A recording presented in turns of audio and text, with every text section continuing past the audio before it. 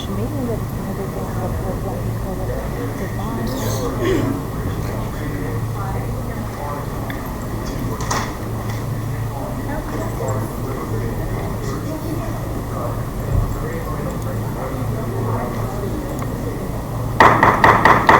could I have everyone's attention? We're going to go ahead. We're going to go ahead and call it 6 o'clock. We have a quorum on hand. We're going to ask Brother Tim Holder to come and do our opening prayer tonight. And I'd like to have Mr. Fred Terrell do our pledge for the American flag. Mr. Eddie Lowry to do the text pledge.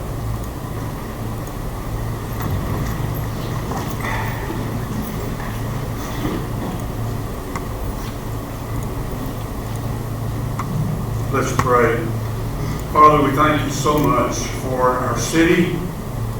We thank you, Lord, for our council. We pray, Lord Jesus, that you would bless them. Thank you for the new members that are coming on tonight. Lord, give them all wisdom as they make decisions concerning our city. Bless this meeting tonight. May your presence, Lord, be sensed, and may your will be done in what we do as a city. We give you praise for your love and for your goodness. And it's in Jesus' name we pray. Amen. Amen. Go to the first place in the American flag. Allegiance to the flag of the United States of America and to the republic for which it stands, one nation, under God, indivisible, with liberty and justice for all. Face the Texas flag. Honor the Texas flag. I pledge allegiance to thee, Texas, one state, under God, one and indivisible.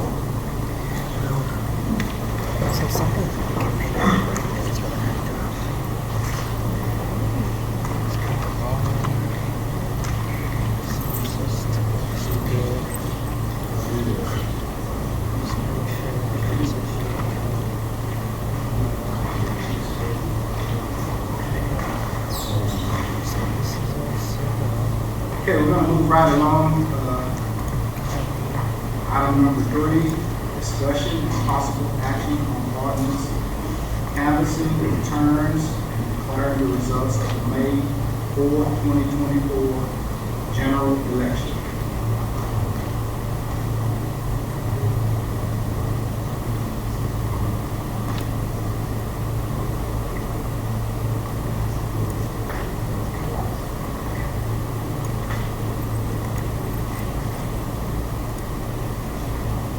Okay, for council position number 3, be Mr. Brent McWaters, 216 votes. Council position number 4, Ms. Desiree David, 225 votes. Council position number 5, Ms. Rachel Hall, 157 votes.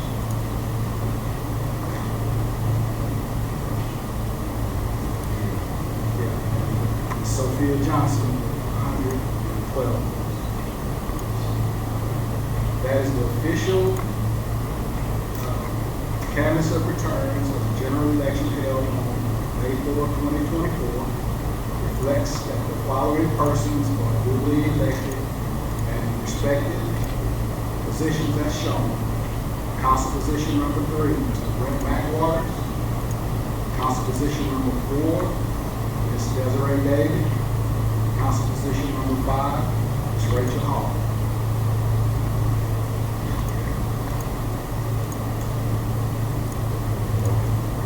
Okay, we have a motion in a second, please.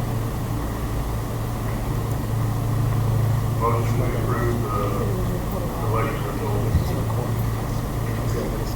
Okay, I have a motion by Mr. Buckley. I have a second by Mr. Warren. All those in favor? Okay, motion carries 5-0.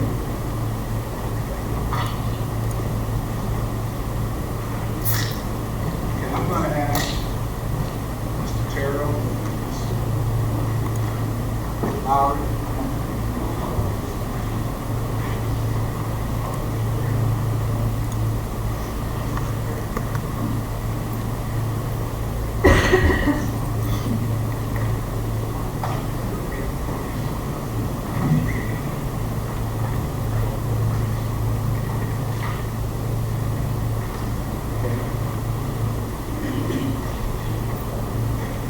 First, I want to present this to Mr. Eddie Lowry, in appreciation for your service and dedication to the City of Cleveland City Council. Thank you, brother. Hold on, I'm leaving. Okay, I want to present this award to my friend, Mr. Fred Terrell, in appreciation for your service and dedication to the City of Cleveland and City Council. Fred and Eddie, I appreciate you guys, appreciate your service. You know, both of you guys have served a long time in a lot of different capacities. I told Fred earlier, you know, we had a lot of good days and we had some bad days. We had more good days and we had bad days. You know, and I just appreciate you guys, man. Appreciate the job done for the city, man. Pleasure serving with both of you. God bless you.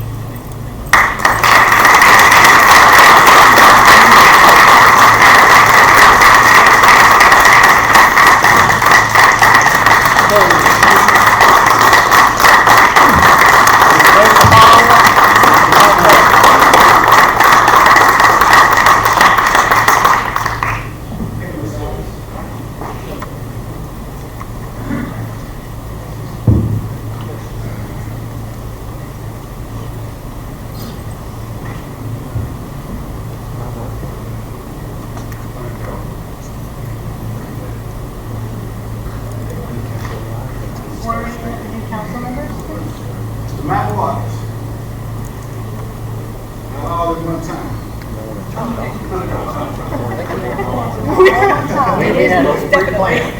Pre-plan. This day, I forgot about you. Realistic, come on. Raise your right hand. Put your left hand on the Bible. I can only hold one Bible. Okay.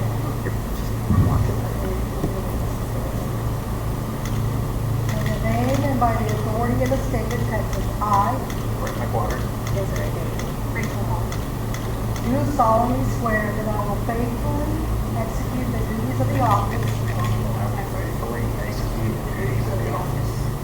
Council member positions 3, 4, and 5 of the state of Texas.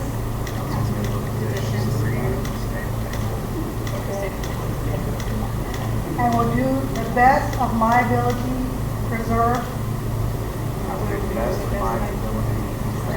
protect, and defend the Constitution and laws of the City of Cleveland, Texas, and of the United States, and the state of Texas, so help me God. Take your seats.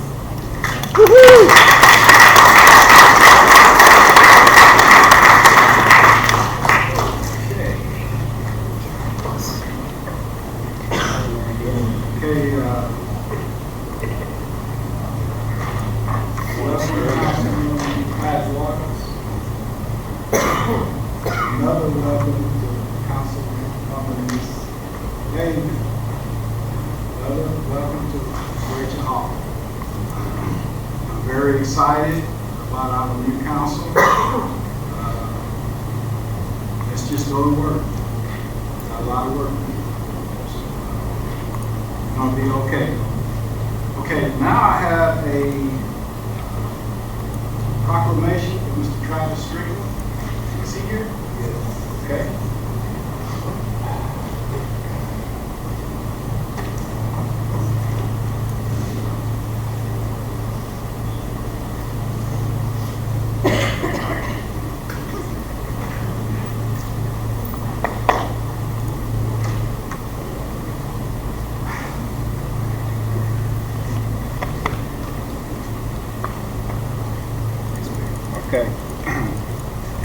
Before I read this proclamation, I got a little story about this guy standing next to me.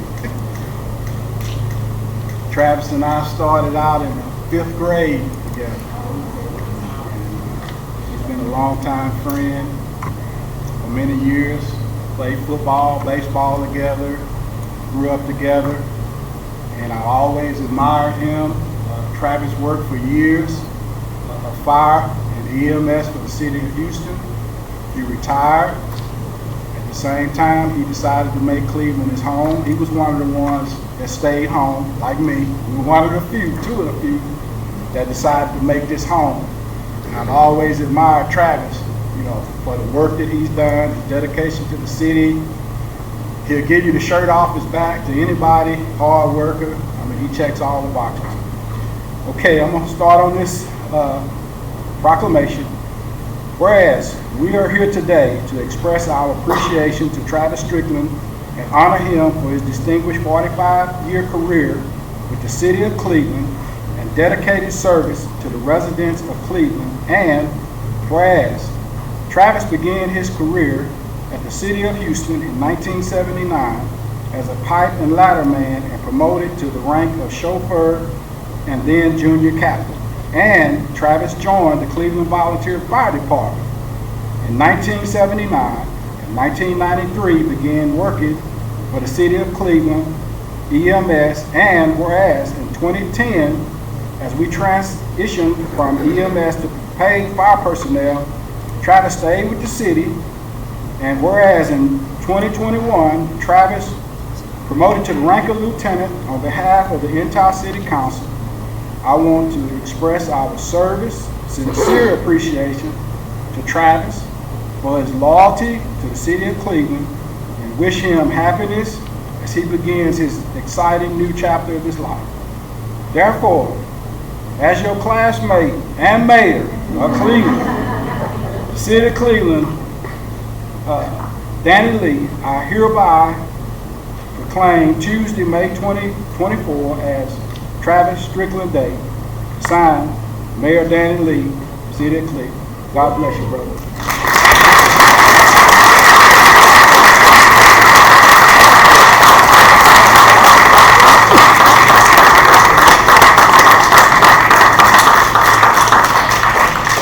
In addition, we've got a service award plaque here presented to Travis Strickland in appreciation for your service and dedication to the City of Cleveland Fire Department 1993 to 2020.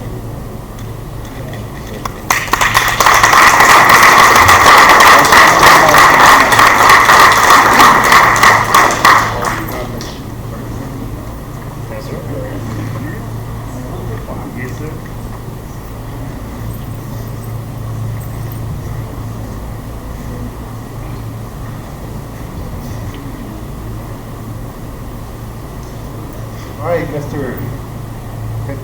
Scott Phillips. Captain. There you go, come on. All right. We got an award today for 25 years of service to Captain Scott Phillips.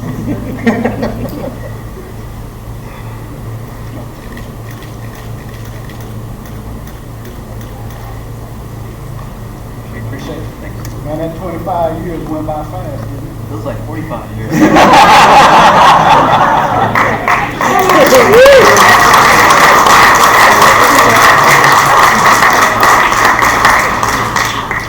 Okay, we have Mr. Michael Palmer. Is he here tonight? Michael Palmer is not here. And Roger, if you can come and pass this award along to him. And Scott and I will try to get by one day and honor him in person. But just thank him for the 15 years. 15 years of service. Thank you. All right. Thank you. Thank you. Okay.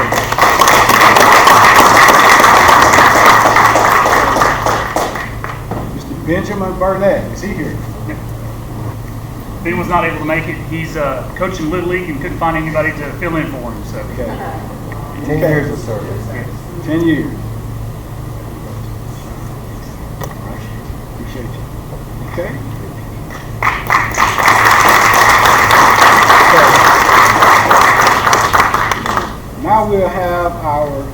Employee of the Month recognition. That'll be the one and only Miss Danielle Lewis.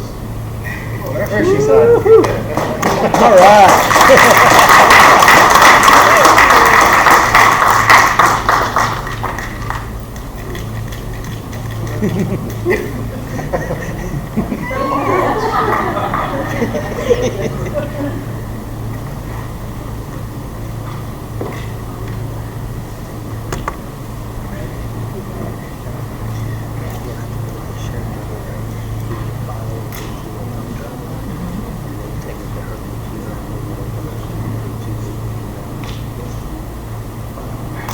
Okay, before our next item, I just want to point out the fact that we are having some issues with our air conditioner. So just kind of bear along with us. For some reason, the air decided to disappear right before the meeting. So just kind of bear with us on these. Okay, now we will have item 11. Public comments. Any person with city-related business may speak to the city council. In compliance with the Texas Open Meetings Act, the city of Cleveland may not discuss or vote on any matter raised in public comments unless it's specifically on the agenda. To speak during a council meeting, you must be recognized by the presiding officer, and you have to sign up. So I have 2 here. 3. Okay, we have, first of all, Miss Barbara Knightis. Nice together. Okay. Hello, everyone. Thank you for having me. So my name is Barbara Nitis. I represent the U.S. Small Business Administration Office of Disaster Recovery and Resilience. So I'm here due to the disaster on April 8, 26, which is continuing. There's no end date. It's for the flooding, severe storms, tornadoes, and straight line winds. That is all included, okay? So it's a presidential declaration. There will be a disaster recovery center, but people can still apply online in the meantime. It's FEMA as well as, FEMA's going to be there, as well as us, to offer disaster assistance program. We offer homeowners, businesses, nonprofit organizations, and renters can get this disaster assistance from SBA or the disaster loans. So we offer low interest government loans. For home loans, we offer up to $500,000 to repair or replace physical damage to your home, and $100,000 for personal property, anything that's inside the home. Renters can get the $500,000 for personal property and their primary car if they were damaged, as well as for businesses, it's up to $2 million to repair or replace for real estate, machinery, equipment, inventory, anything that was affected, and a working capital loan, which is economic injury disaster loan, which keep your business afloat. So that's what it is. If you're closed or has suffered any type of economic loss. For nonprofits, which is also including churches, they can get up to $2 million for physical damage, as well as the economic injury disaster loan. The loans are up to 30 years. It's basically to recover and rebuild. That's the purpose. And really have relocation and a refinance option on the loan. So if you're in a flood zone area, you have that option as well on this loan. There's a 12-month deferment. A lot of people, 0% interest, no accrual. So a lot of people, as soon as they receive their insurance claims, they just use it to pay off their loan. So there's no, that's what they did with some cases. I'll just tell you examples. But, and also there's additional funds for mitigation, which will help you at least prevent from future damage as far as any disaster. The deadline to apply is for physical damage is July 16th, and for economic injury is February 18th of next year. The interest rates for home loans is low as 2.68%, for business low as 4%, and for nonprofits as low as 3.25%. Have any other questions? That's what and it's for the uninsured and underinsured losses. So people can apply online at lending.sba.gov, and they also have a customer service number, which is 1-800-659-2955. You can ask for your preferred language.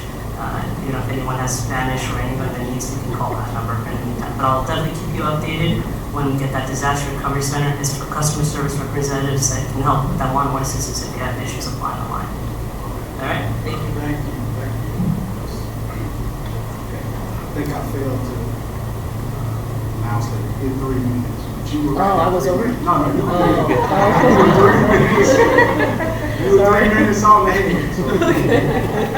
Okay, Ms. Alice here at the timekeeper, so let me raise my hand. Take you for 3 minutes. Okay, now we have Miss Lisa Neal, 404 Fifth Brook, Cleveland, Texas. Topic is Kirkwood subdivision, traffic, mosquitoes, and drainage. Hi. So I am here to talk about those 3 items, specifically the mosquitoes are horrible since the flood. A week ago, 2 weeks ago, we haven't seen a mosquito truck.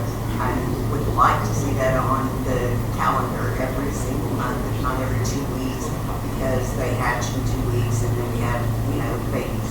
So they need to be there because the flooding was so bad in Kirkwood. The traffic that's coming from the Catholic Church. It was my understanding from the last city manager that we had, Stacy, that the Catholic Church would have an exit onto 787. That's not happened. It didn't happen. And I want to know why that my subdivision is backed up. It takes me 45 minutes to get out of my subdivision on Sunday. And I would like to see something happen there. The third thing is obviously the drainage, and you'll have many people talking about that. The new permits that you create, the new permits for the new housing that you created me in a subhole. You created me now in a flood district. I didn't want to be in a flood district. I've owned that house for 26 years. I never was in a flood district, and now because the new housing that you put in there, now I'm in a flood zone. I can't even get flood insurance, and it's a problem. A week ago, it came up all the way to the middle of my truck bed, and I have a Silverado truck, high, and it came all the way to the middle of that. Unacceptable. I pay too much property tax, and it's just unacceptable. Thank you. Okay, now we'll have Ms. Eugenie Daniel. She's going to talk about the drainage, Kirkwood subdivision drainage. Hello. Thank you very much for allowing me to speak. I really appreciate it. We are definitely having a very big issue in Kirkwood subdivision. This is a very dangerous issue, and it is definitely escalating. To give you a little history, I have been in Cleveland most of my life, graduated from Cleveland High School, left and went to college, came back and worked for the school district for 37 years. I have lived in Kirkwood subdivision for over 20 years, and we have observed this issue, as I said, escalate as time has passed. I'd like to give you a little bit of history so you can create a picture in your mind of what we're talking about. We live on Cliff Brook Lane. That is the second street to the right when you enter the subdivision. Along Kirkwood Drive, there are 2 storm drains. Both of those storm drains go into the same drainage ditch. The remainder of the water, the bulk of the remainder of the water, flows down my street, Cliff Brook, to the end of the street, which is where my house is, at the end of the street, that dead ends into a wooded area, and also a drainage, what I'll call a pathway. It is approximately the width of the street, 25, 30 feet or so. And this drainage pathway extends into a drainage ditch that is perpendicular to it. It flows down that ditch toward the Catholic Church. It meets up with another ditch that's perpendicular that turns and flows toward in the direction of the new subdivision in Tarpington. Okay, that kind of gives you an idea of what we're dealing with. that the pathway, the drainage pathway at the end of our street needs desperate maintenance. It needs to be dug out. It has trees that have fallen in it that are preventing water from flowing. There is a dam that has built itself in the end of the pathway where it's supposed to flow into the drainage ditch that it's not doing. It has not been mowed in forever. We desperately need regular maintenance of that drainage pathway, and then we need those drainage ditches cleaned out. The first portion of this that I'm talking about is in the city limits. And then once we get close to where the pipeline runs through, excuse me, yes, sir? Oh, okay. Thank you again for letting me speak. Please help us, please. Okay, thank you. We can't really address what you're saying, but Ms. Neal, I have your contact information here, our contact. And I spoke with Ms. Daniel last week, so I will contact you, let you know what's going on. I thank everyone for coming to speak to us, and the council really appreciates security. Ma'am? Yeah, you have to sign it. Just sign it. Sign it.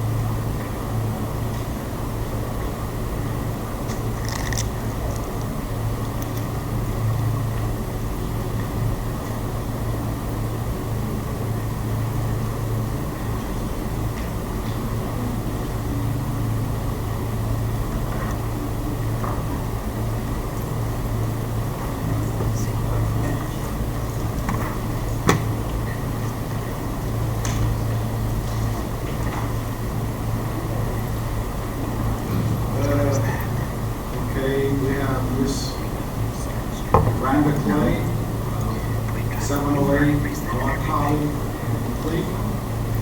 She would like a copy of Jim King. I'm sorry. I thought my mom had already done the paperwork. I'm sorry for being out of order. But I do want to address, I'm coming to the board because we don't actually know who we're supposed to go to. But we would like to reserve the sole use of the 70 Wildwood Pavilion and Park for a Juneteenth celebration for the whole community. That's simply what we're asking.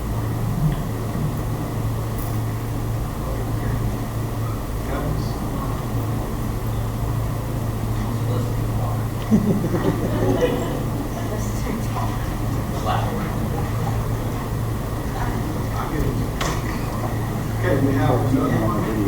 Mr. Matthew Wilson, 506 Cliff Brook Circle. Yes, sir. Mine's a bit shorter. I just wanted to bring the attention of it, mention it to the appraisal district every time I go down there for the property taxes. Right in front of Lou and Dave's house, our house, we have like a manhole back there, and blue water comes out of it, goes across, and drains out, and our kids come walking down the bus and walk across. Sometimes it gets treated, but it's every year. We've been there 4 years now. I just want to bring that up. Just want to take a look into it because I do HVAC and storm and sewer's not supposed to be handled. And now I don't want to walk out there myself in the water side. So I appreciate y'all's time. Okay. Okay, Matthew. Now I'm about to bust up my want to say something, but I can't. So, but we'll work. Okay. Now we'll move right along to reports from members of the council regarding attendance of boards, commissions, social functions, conventions, workshops, ceremonial events, press conferences. Candidate forums and similar events where no formal action was taken and discussion of public business incident to the, okay, I'll start on the end. Mr. Buckley. I just want to say thanks to Public Works. I know they've been fire department, police department, and whatever angle these storms we've been having. So I just appreciate everything y'all done. Do what y'all can to keep us safe. That's all I got. Thank you. Okay, Mr. Warren. I wish I was before him because that's exactly what I was saying. I'm hoping he'd come up with something else, but he didn't. But ditto to what he said, and thank y'all, first responders, for everything you do. And just the city of Cleveland for pulling together. That's another thing, because we all did pull together. And so just thank y'all for everything, and thank the city of Cleveland. Mr. Mike Waters. Well, I guess it's the trifecta. When you look at the post, you look at everything y'all done over the last several weeks, and I just want to echo what Councilmember Roscoe and Mr. Dooley has said. It is so critical to this city, and we are blessed to have y'all as a part of the city. So thank you very much. I just want to say, I'm really looking forward to this term. I think we have a good council here. Looking forward to seeing what we can get done. Okay. Now go down to the end. Ms. Rachel Hall. Okay, thank you for everyone who is here, and also thank you for everyone who came out to vote. I appreciate that. Looking forward to working with the council. In regards to some upcoming events, I know that our splash pad, I believe, is opening on Friday, and I also know that our constable and our district attorney is posting a snow cones for dog zones on that day, meaning that they are asking you to help support one of our nonprofits doing what they can to help our dogs on the streets by bringing a bag of dog food and bringing that up. We also have the VFW who is having a donation drive there, looking for resources or toiletries, food, clothes, and things like that for those who have been affected by the floods. So if you have something that you can donate, get in contact with the VFW or check out their page, their Facebook page. And then I just want to say thank you to all the first responders and all those who are out in the city doing all the things for the last several weeks. We've had a lot of crazy weather. We were all working very hard. We'd like to get us sleep for at least 7 days. So thank you very much. And again, thank you to all the voters. Ms. Davis. Thank you to everybody who worked hard. I know Public Works, on Mr. Scott, Public Works, but thank you to all of you. Okay, stop. Again, just thanking everybody for the work. They definitely have been putting their time in. Lack of sleep has been acknowledged, and they continue to work day in and day out, each and every hour.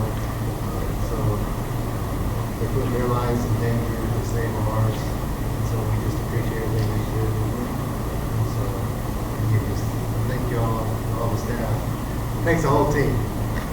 So they're ranking up a bill, and everybody's wanting to pay them. So thanks everybody to make it work. So. Well, I guess I might as well make it unanimous. First responders, just the whole staff, we appreciate the way our team came together when we needed everybody. Everybody, the whole team came together. First responders, public works guys.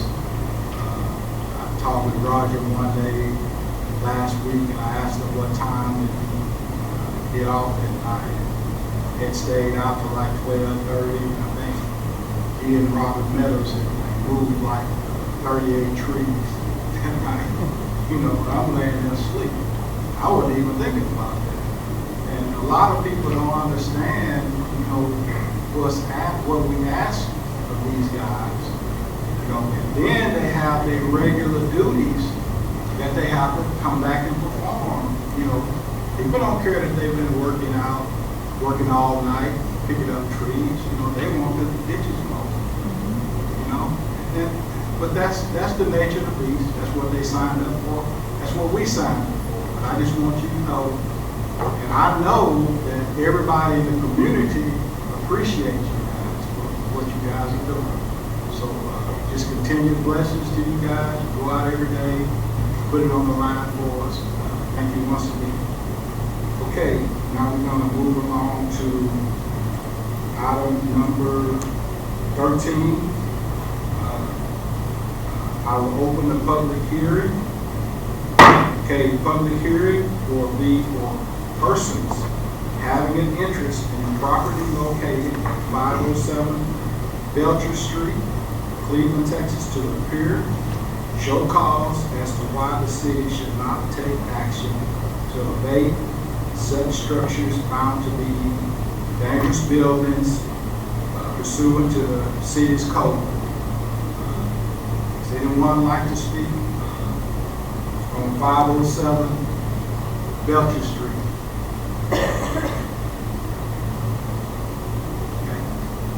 I'm going to go ahead and give a background on this property. If you're familiar with it, this property is right by QT.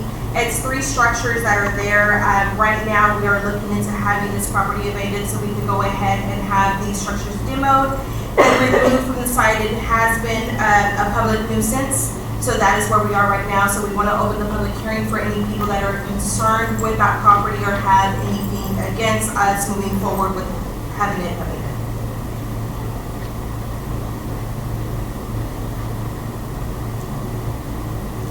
Okay.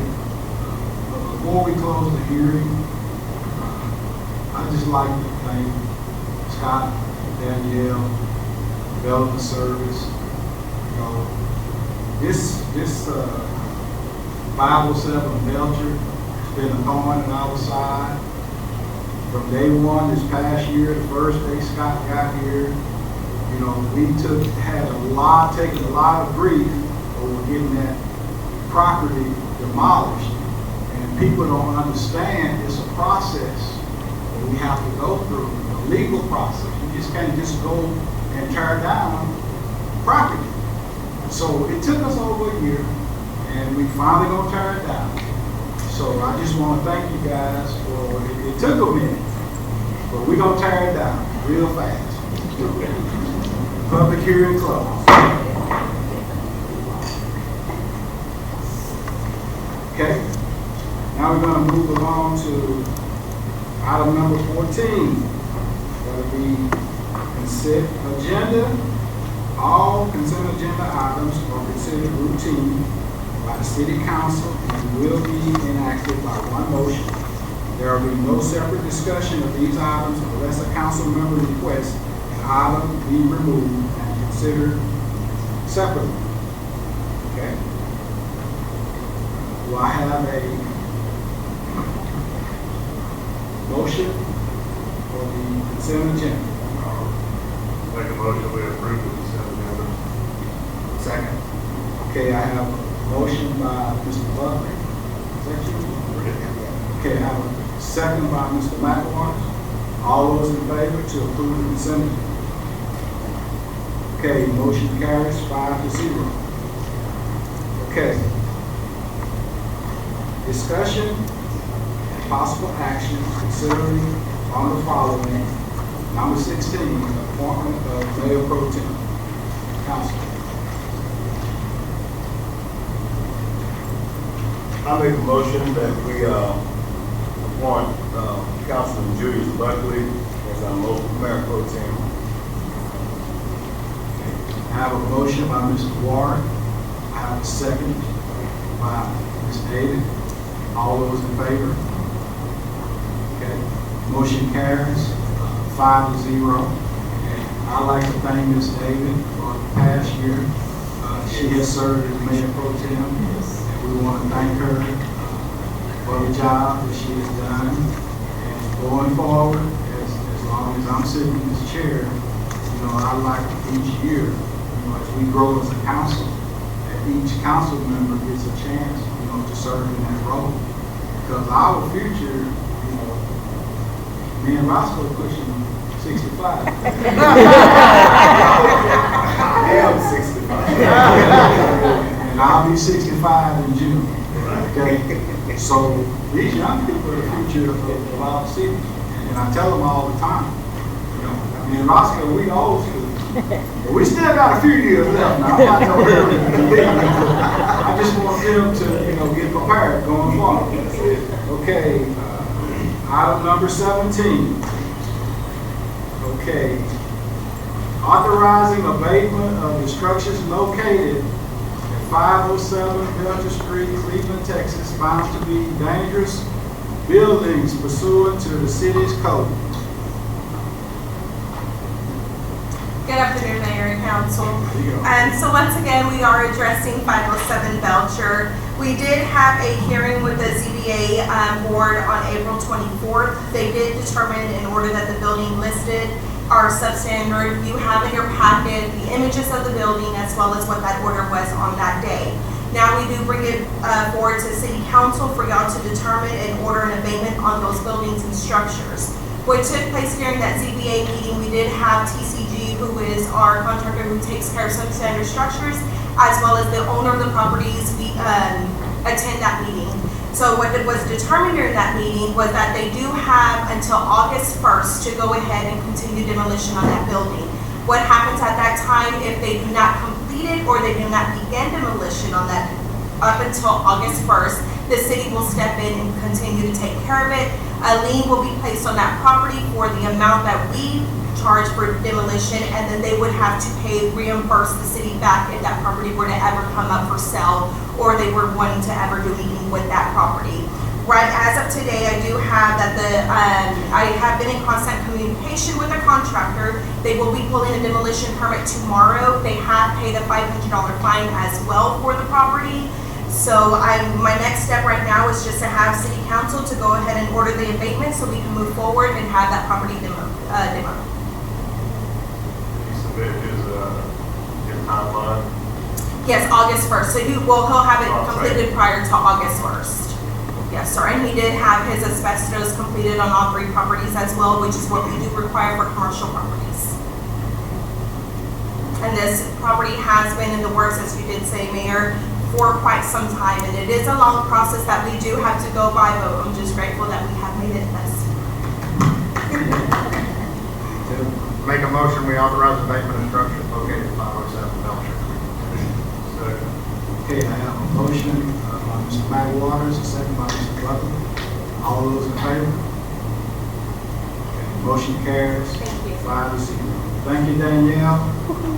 Appreciate you. You worked hard on that. Appreciate you.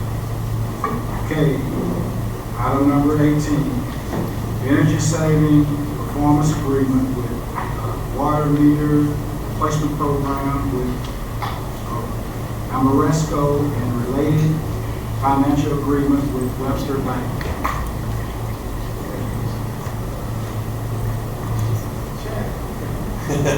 How are you, Mayor? Yes, you did. At the Small Cities Conference. Good to see you again. Good to see you again, too. So, Yes, sir.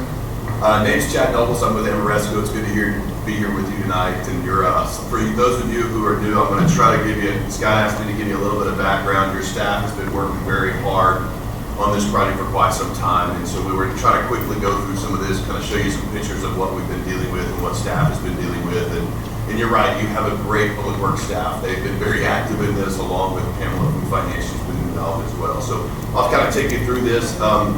When we met with the city quite some time ago, some of the challenges that they had in front of them were this, and this is what they mentioned to us, is basically they started down a path. You as a city started down a path installing an automatic meter reading system, the ability to read the meters every day through technology, using technology and kind of eliminate errors in reading systems and everything else, and obviously get data, a lot more transparency to you and the citizens that are available out there. A lot of your meters are past their useful life, they're out of warranty, and from our test data, you'll see what that means. The other thing is obviously when you manually read stuff, when you have people move in and move out, that costs a lot of time and effort, so staff is trying to become more efficient in their operations of the way they handle their water meters and reading those meters, as well as addressing when people move in and move out of different homes and different things of that nature. The other thing is there is a requirement, if you do know about it or not, that the EPA has come out with. It basically says you've got to survey all of your service lines, both on the city side of the water meter as well as on the citizen side, and they're basically looking for lead. And so that survey has to be completed by the 1st of October. And so we're actually, part of our project will actually include completing that survey as we go through this process. So this is the process we followed. We actually were chosen through a co-op, a cooperative project that we were competitively awarded. And we have conducted what we call a full audit of the system. We've done some meter testing. We've actually went out in the field, did field surveys. You'll see some of the results of that. Where we're at today, all of that data was actually collected. We actually put out bids. We got bids for different meter manufacturers. We got bids for different installation, compiled it all together. That data was then reviewed by your city engineer, Blau. They actually took a look at it, looked at our calculations, the way we projected our calculations, our savings, our revenues, those type of things, and blessed it. So that third party has been completed. We are now bringing to you what staff is recommending is to move forward with the project, and so that's your decision tonight. Should you move forward with this tonight, we would actually start implementation, which means we would go full and do the meter replacement. We do the surveys that are required, and then we would enter into a guarantee phase. From our standpoint, what we're guaranteeing you is meter accuracy over a certain term. So if for some reason, and in this case we'll be testing meters in year 3 years after the construction is complete, if those meters do not become accurate as we've guaranteed, then we will either write you a check for the difference, or either we'll have to restart replacing meters for the term. So there is a guarantee. It's following Local Government Code 302, which is the legislation that allows us to do that. So these are kind of some of the objectives. We basically went out, worked with staff. We've kind of evaluated several different meter manufacturers. We've done our field studies. We've got an accurate, what we consider an accurate and fairly complete scope of work, everything from meter boxes to lids to vault conditions to meters themselves, got right sizes, right counts that are available out there. We've tested those meters. We took a random sample of the meters on the residential side. We tested them according to American Water Works Association, and I'll show you the results of that. And then that allowed us to determine what you as a city are losing in revenue. So what happens with water meters, contrary to what most people believe, as they get older and as more water passes through them, they tend to slow down. So they're not reading all the meters. So the city is paying for, let's say 100 gallons, but maybe they're only billing 90 gallons. And so you as a city are losing revenue. What happens at that point is you end up having to raise water rates or taxes to cover your losses, and we don't want to do that. So what we obviously look at doing is replacing the meter itself. And what we provided to them is a turnkey firm fixed scope price, and actually has a return on investment for this project. So now I want to take you through the pictures that you see are actually your water meters that are actually throughout the city. So from a residential standpoint, we found quite a mixed bag out there. So you've got a lot of meters that, as you can see from the pictures up there, some of them don't have lids on them, some of them are obviously broken, the lids are broken. You've got a mixed bag of different meter box types out there, which is very difficult for staff to deal with. We found some leaks. We found a lot of the glass on the meters themselves. The existing ones can't be read, or they're really difficult to read. You got to kind of spray WD-40 or use some things to actually see through the glass. Sometimes you have to break the glass to even read the meter. So there's lots of challenges with those meters. And again, they're way past their useful life at this point, the majority of them. Here are some of what we call intermediate. So these would be some of your commercial accounts, your 1.5 inch, 2 inch type meters. As you can see, you're seeing similar situations. What's scary is some of them don't even have meter boxes around. So again, that could easily lead to a break, some type of construction issues, and again, we want to get that replaced and back up to where it needs to be. And then here are large meters. The picture on the top left is what you would expect to see. That is one of yours. It's in great condition. It's a meter vault. You can see it's got the meter in there along with another pipe that goes around that meter. That's a bypass. So that allows a customer, especially a large client like a hospital or school or somebody that needs water continuously, when somebody needs to work on the meter, they're able to actually get water and not have to shut that client off. So you can see some of the other ones do not, and some of them, and so what we're going to do is go through and kind of retrofit it. We determine with staff which ones are critical environments for those businesses that need to maintain water, and we'll do some replacements of those as well. So where are the test results? What did we look at? So just to kind of give you a big picture of your system, from September 22 to August of 23, your city collected roughly $3.5 million in water and sewer revenues. And so that kind of gives you the big picture of what you're looking at from a standpoint. So if you can imagine you're losing, let's say 5% or 10%, that's a big number, right? And so we want to make sure that we capture that revenue as well. You can also see back from the slide there that the blue over there it's hard to see in the light, but I know that is actually meter sizes, so it's all broken down by size, and the blue represents your residential meters, your yellow represents a lot of your commercial accounts, and then of course the larger the size, so the green, the light green is also some of your larger commercial meters as well, so you can kind of see the breakup of where the revenue actually comes from. So as I mentioned, we went out and tested the meters. So we took a random sample, we tested 68 meters. This gives us a 90% confidence factor of what those meters in the rest of the city would actually have and do. What we found is that those meters read, if you read the results exactly, they were 89% on a weighted average. So as you can see, on the low flow side, so this would be for like a leaky faucet, a sprinkler head that's dripping, a toilet that's dripping, you're only capturing about 67% of the water that flows through that leak. Okay?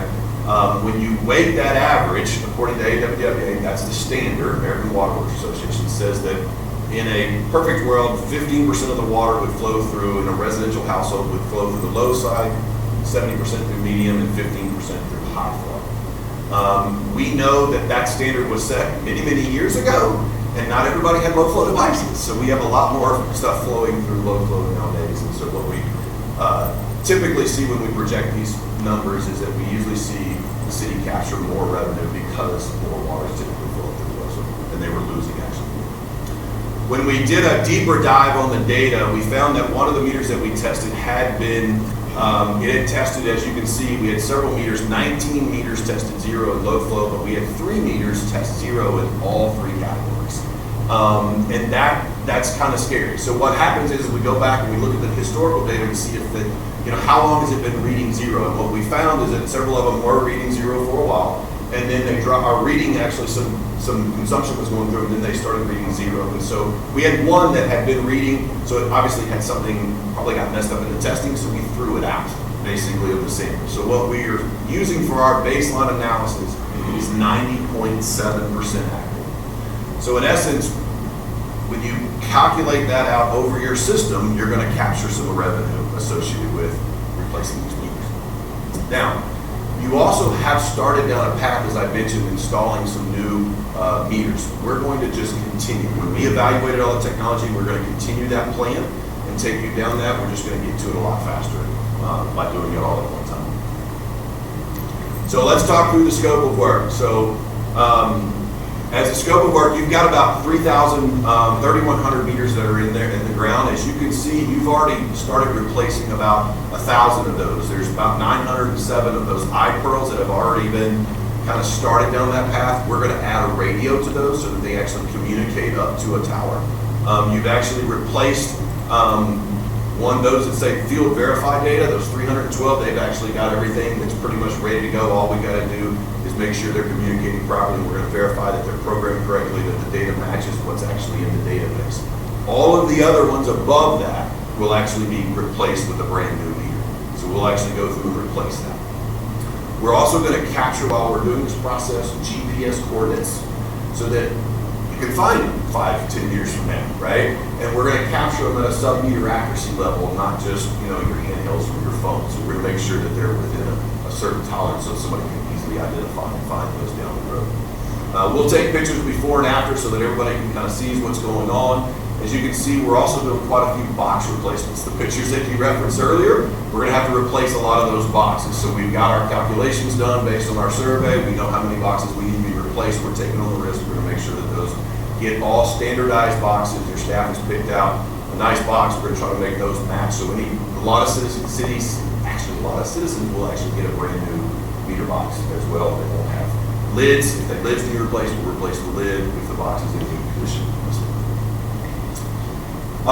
One of the benefits of this system is a customer portal. And I want to spend a little bit of time on talking about that portal. Actually, I thought it was the next slide, but it's actually a footnote, so I'm going to skip over this for now. These are just pictures of the meters that you're getting. So the meter on the far left is what your residential meters will all look like. There will be a radio that looks like where it says census radio. That will actually be the radio that will be connected up to that meter. It will actually have that small little puck on the top will actually come through the lid. The new lids that we'll buy will actually have a recess. The other ones will cut a hole in the lid and actually set that right on top. So So you'll still be able to run over it with a mower. You shouldn't hit it. If you're mowing that low, you're mowing dirt, basically. So you shouldn't be doing that. Everything on the right are actually the commercial meters. So those are the actual, just a different brand of commercial meters that will actually talk to the census radio. That will be what we actually put in on the 1.5 and larger type meters. So here's what I wanted to talk to, spend a little bit of time, and this is where I think your citizens, your business owners will get most of the value from this product at. So right now, when you get a bill, you see your water bill and you see one read a month, and you have no idea how you use water, when you use water, anything of that nature. With this system, your citizens will actually have access to a customer portal. They'll be actually able to go into that account, either on a cell phone, on a website, laptop, whatever, and you'll actually see your daily consumption. You'll be able to see if you've been using continuous water, which in case could mean a leak, and you would want to go check and proactively be able to check to see if you're actually have a leak in your house. The other thing that happens is, let's say that you're like, oh, you get a high bill and you have no idea why. Well, you can actually go look at your daily, hourly data, and you're like, oh, something's coming on at 2 o'clock in the morning and running for 2 hours and using 2,000 gallons of water. Well, that's probably a sprinkler system. Oh, you know what? Power went out. I didn't get it reset, so it's been coming on. So you'll actually be able to track that. The other thing that you can do is set up proactively leak alerts. You can set up high usage alerts. There's different things that you'll be able to kind of protect yourself. So like all of us who are really on a fixed income will be able to kind of say, hey, if my water bill is kind of projecting out, can I set up some leaks if I know I need to use, you know, I'm used to buying 3,000 gallons of water, and if for some reason I'm getting to 3,000 gallons of whole lot of water, let me set some kind of alerts and see what's taking place. So the citizens, not only does your staff get to have a lot more benefit from this, but your citizens will actually be able to see all of the benefits associated with this. So what do the numbers look like? This is a pretty busy slide. I tried to put all of the details on there. I've got a slide next that kind of shows you just a quick snapshot, but basically this project is a $2.6 million project that you'll write to Ameresco.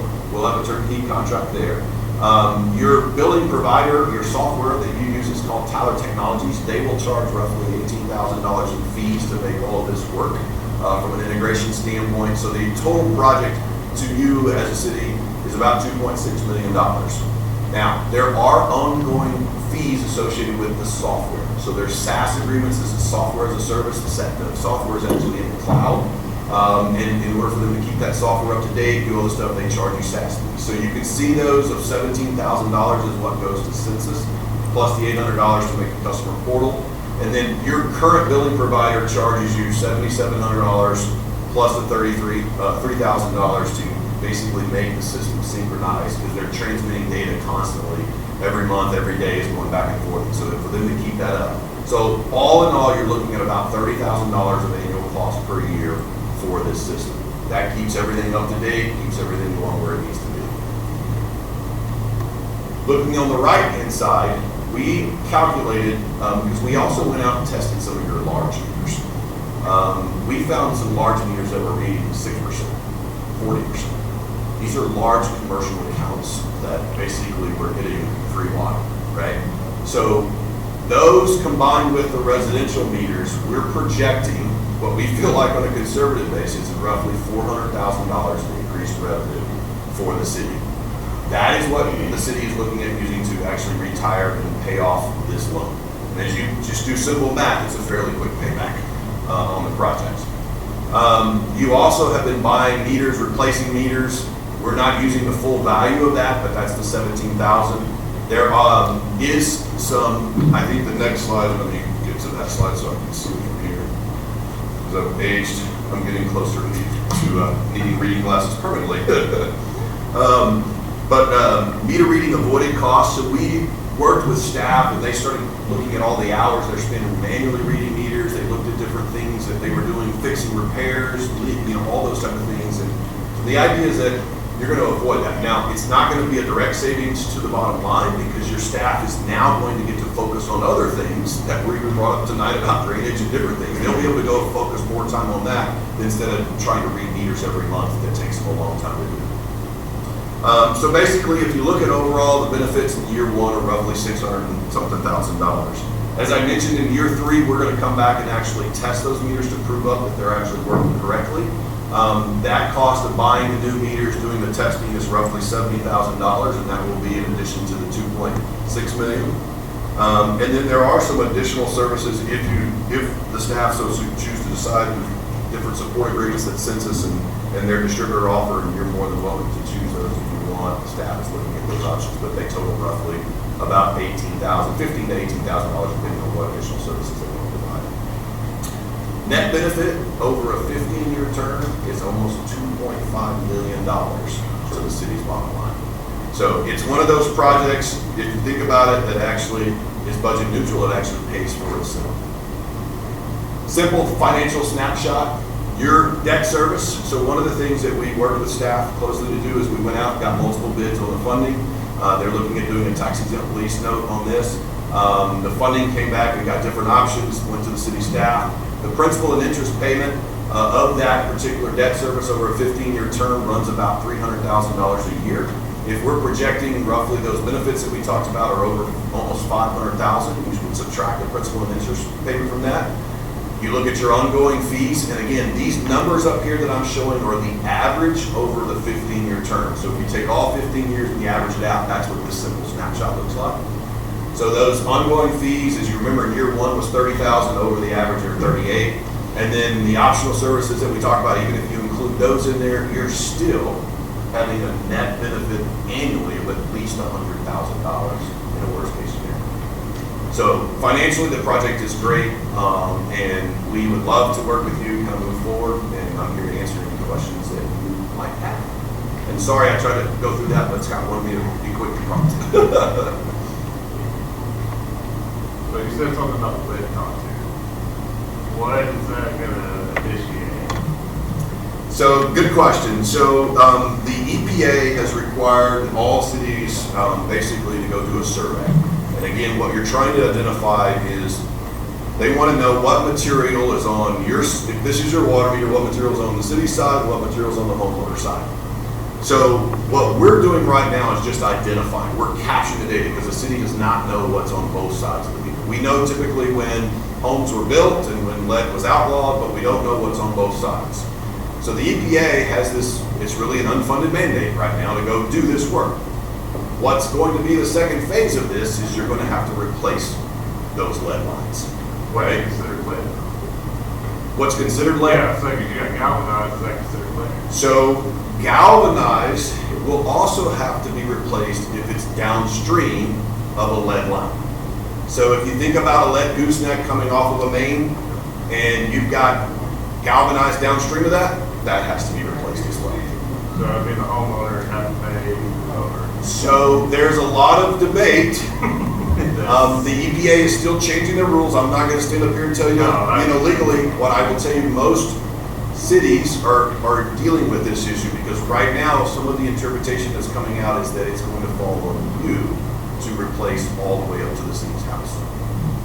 But that is still being debated and worked upon. So right now, we're in the both sides, so that's why I was curious what we're going to.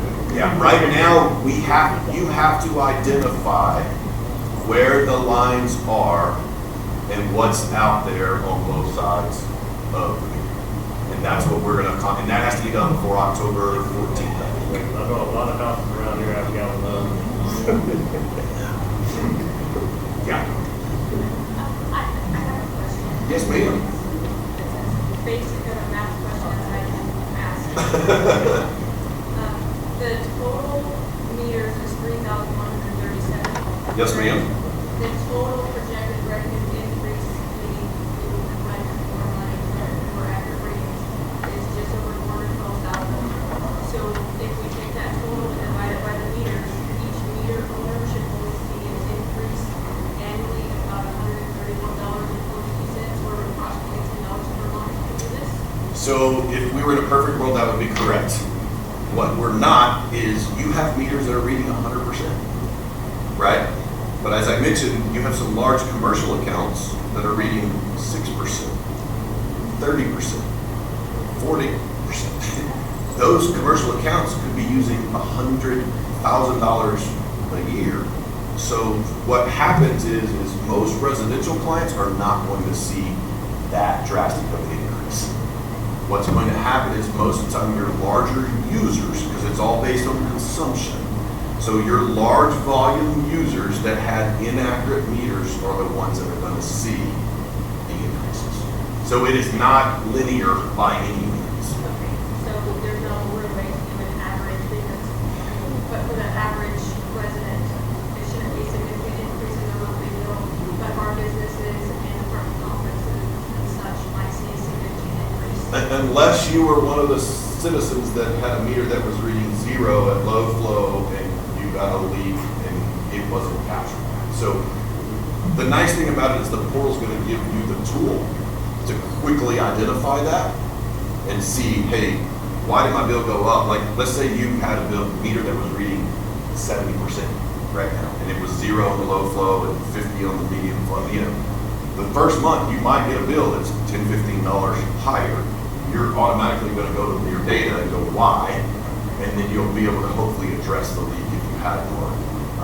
And I know that staff has no intention of going and back charging anybody. They're just trying to capture the water that's being actually flowing through everybody. I understand the need for, I just was. Councilman, How different. you turn your mic on before it closer. We're having trouble hearing you. Okay. Thank you. I was just wondering how it would affect our residents. Yeah, ideally what we've seen in these is there will be some residents that will have, you know, a little bit of increase in their bill, but most of them do not. Staff, we've identified which meters, when we test the large meters, we test them individually. So staff knows exactly which ones have tested bad, and they'll have some conversations, obviously, with those business owners, you know, from that standpoint. Any other questions?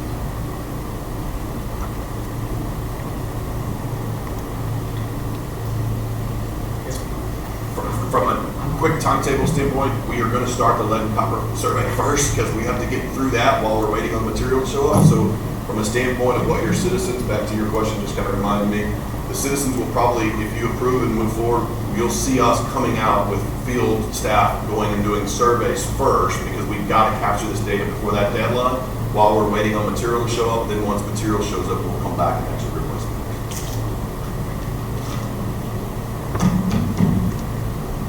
So Mayor and Council, on this one real quick before we move on, this is kind of a unique agenda item, and so there is two parts to this. In your package, you did receive the agreement with Amoresco for this project. That has been reviewed by our attorney and approved by the attorney after going back and forth. The other part of it is the funding, so the implementation and then the funding part of it is through Webster Bank. We were able to get the documentations late Friday night. Unfortunately, with all the storms that we've been having, we've had a lot of power outages. They had power outages.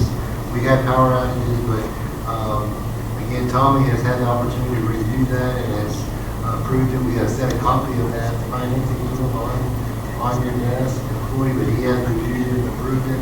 And so, if we're going to move forward with this project, we will need a motion to approve the agreement with Amoresco for the implementation of the replacement program, as well as the related financing agreement with Webster Bank.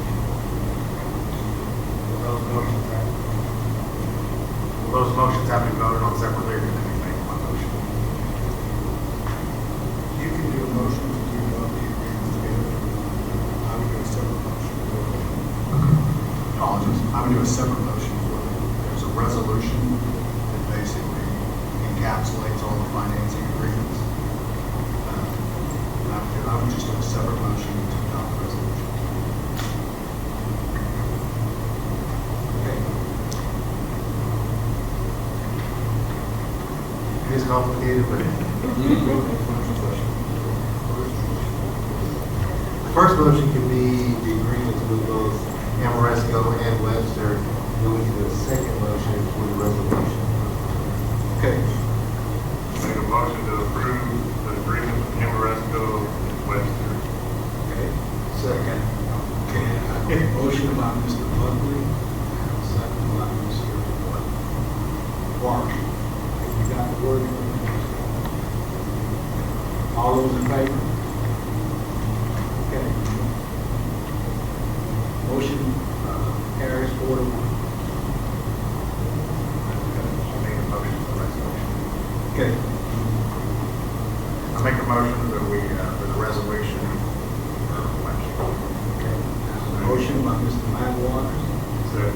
Second by Mr. Butler.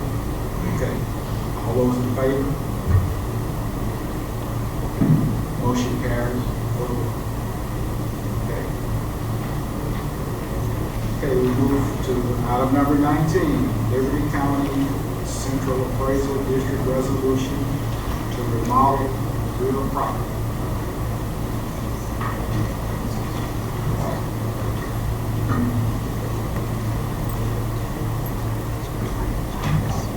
Hello, how are you? I am Lara McCarty. I'm the chief appraiser of Liberty County Central Appraisal District. First and foremost, I just want to state for the record that we are not part of the county. I know that people are under the impression that we are, but we are an entirely separate political subdivision. We don't work for the county, we don't report to the county, we are not the county. So, that being said, what I'm bringing before you today is Resolution 270. It was approved by the Board of Directors. My Board of Directors is appointed by all of the taxing entities within our county, yourself included. This resolution is proposing a remodel of our facilities. We currently have $515,000 approximately in a restricted fund balance.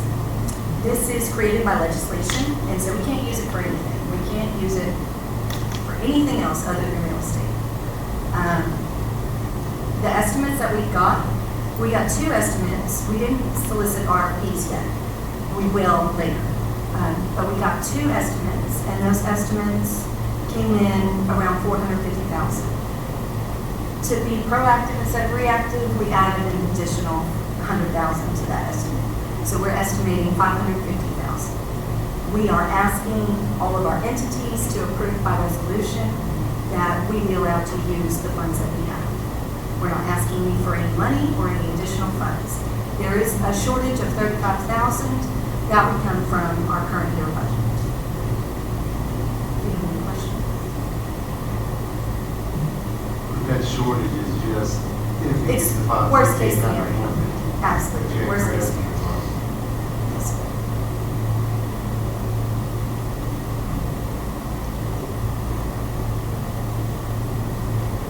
Questions? One thing you explained to me was the renovation of the building.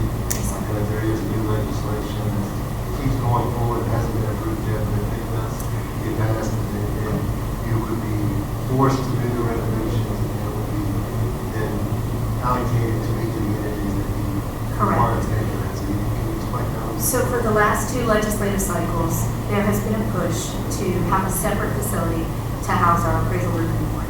The appraisal review board is paid out of the CAD's budget, but they are independent of the CAD. They are the ones who have the hearings for the property owners and make a decision on the values. So for two legislative cycles, that has come up in legislation and barely missed being pushed through. We're trying to be proactive. There are a lot of other appraisal districts in the area who are already housing them in a separate facility. And so if that does come up next June, the problem is if we haven't started the project and been proactive in getting the renovations done in areas and the boardrooms set up ahead of time, what will happen is there's an entirely long process like this before we can actually do any kind of construction.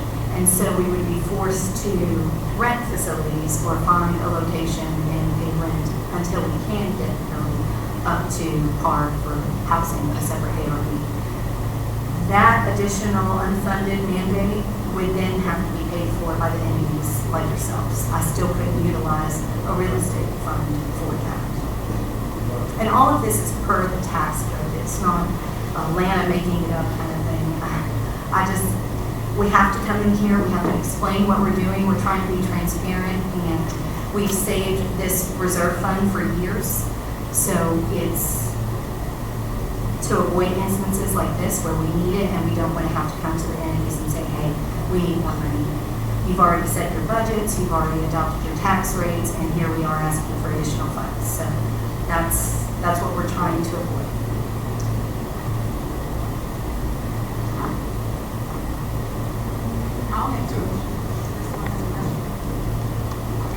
I'll make a motion that we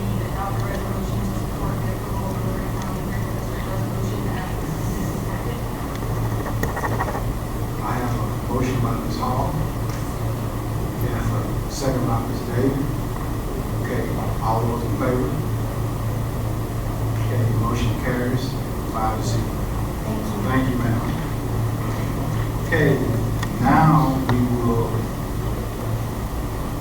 move to item number 20. Discussion of fire protection firefighters agreement with Liberty County. Okay. Chief Anderson. Mayor and Council, I'd like to kind of just start off tonight.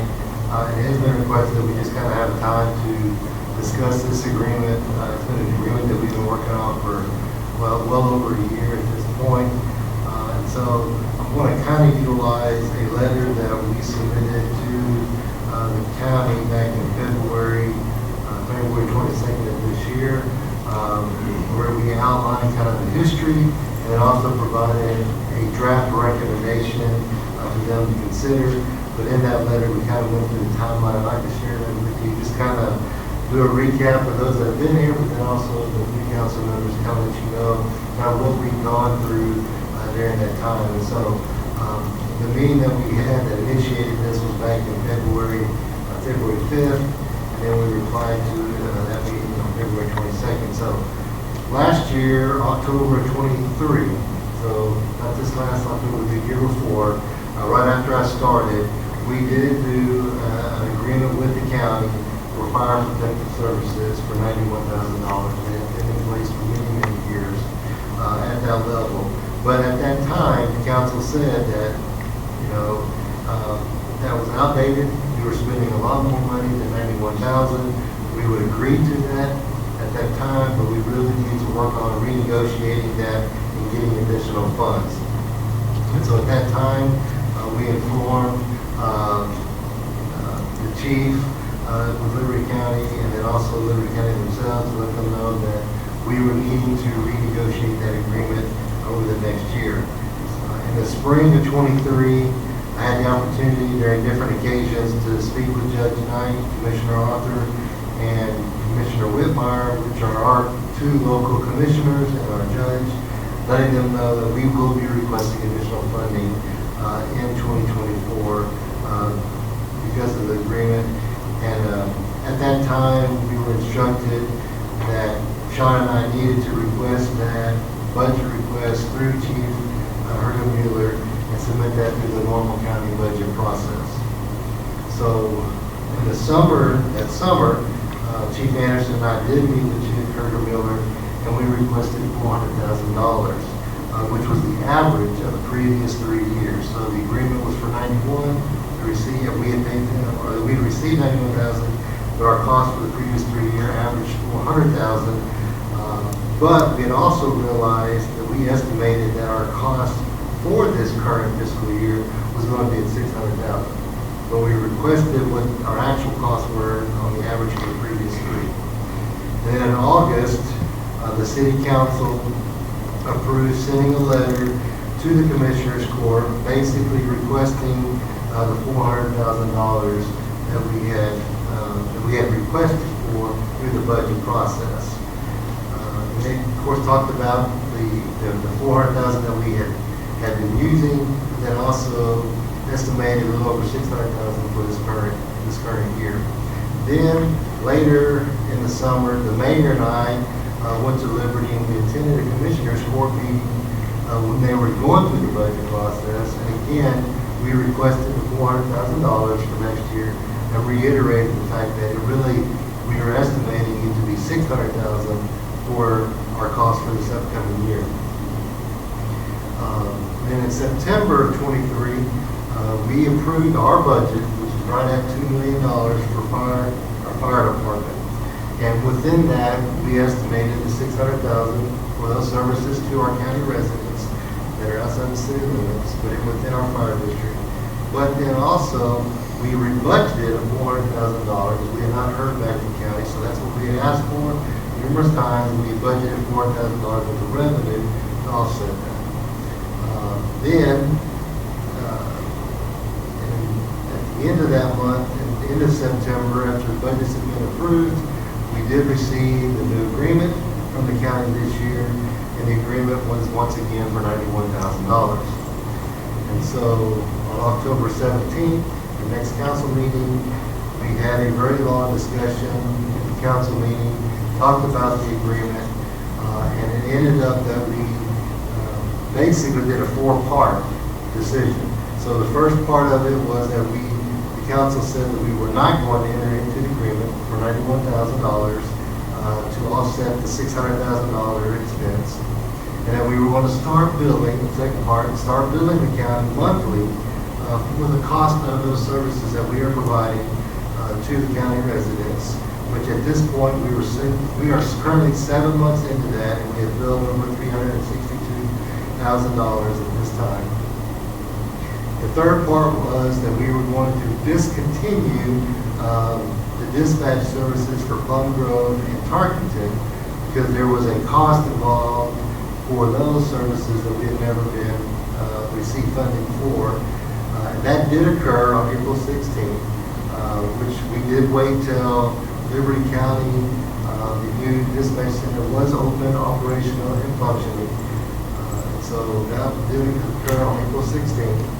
And then we were told that to begin working with Liberty County to negotiate a fair agreement for fire services to the county.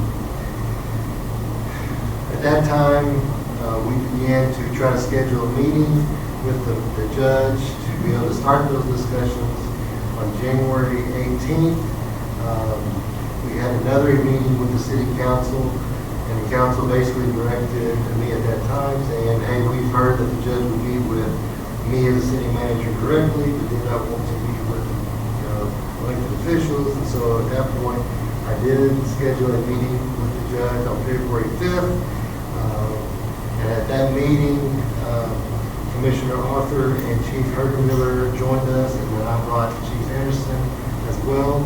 We had a long discussion, went over exactly what we provide. We went over shortfall, and that we needed to come up with a fair agreement for both parties to be able to move forward, and that we need to have increased funding for this year, but we also need to have an agreement going forward. And so at the meeting, the judge had asked Sean and I to prepare a conservative proposal for the county to consider. And then Sean and I worked on that agreement, and we emailed that to him with this, along with this letter on February 22nd of 24.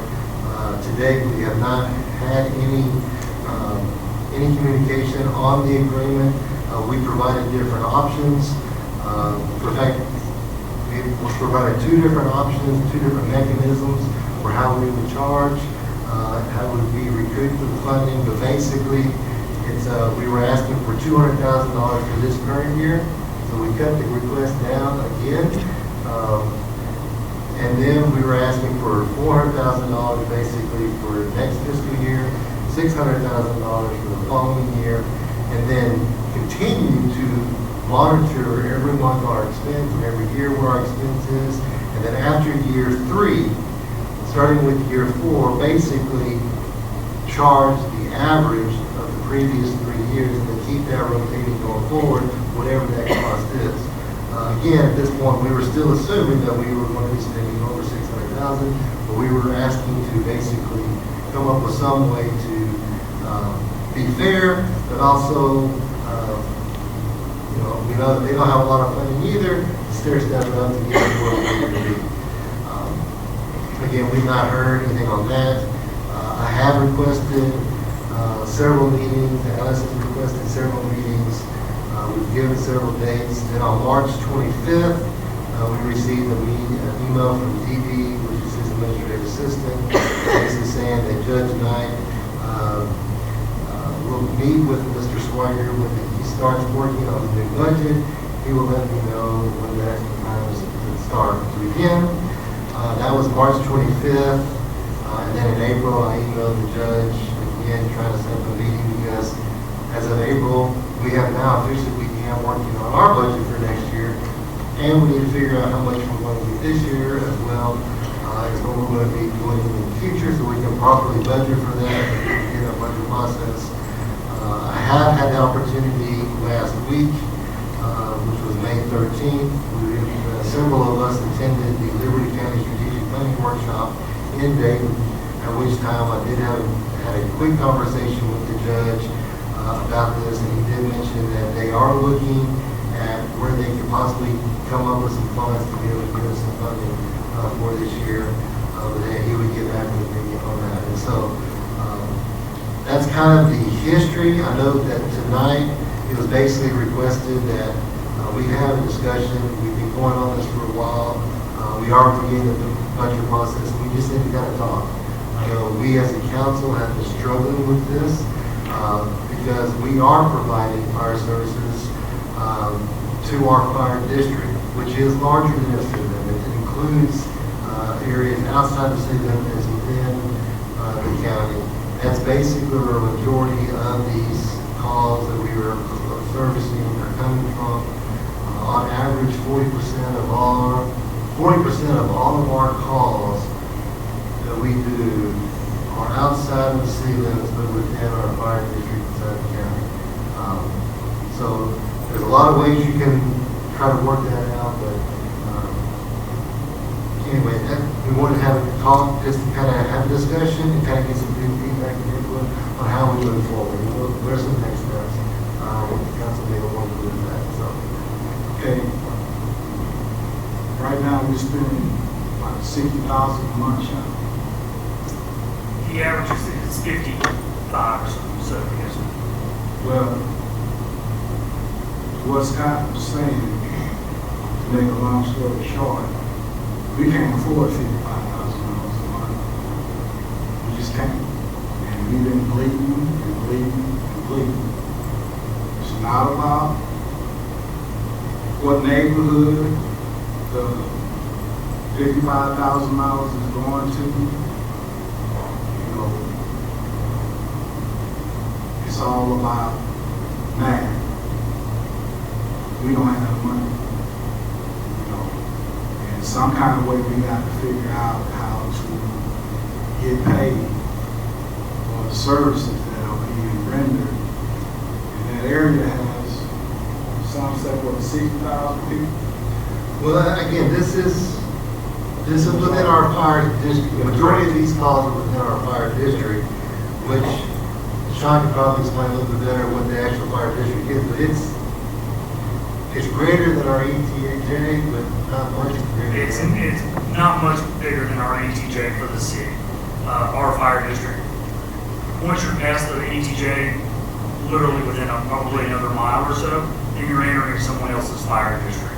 The subdivision you're referring to, we do mutual aid and assist the department that covers that area, but that's not the majority of the calls that are on these numbers.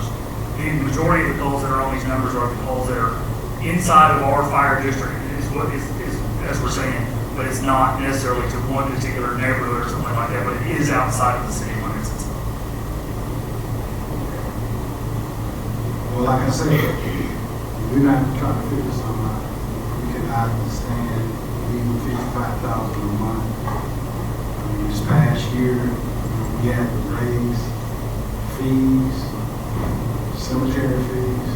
We had hospital people said they couldn't afford, you know, the fees that we had to do. You know, and what's happening is, you know, we are dropping this in the lap of our taxpayers here in the city. So some kind of way we got to figure out how to get paid, you know, for the services that we are.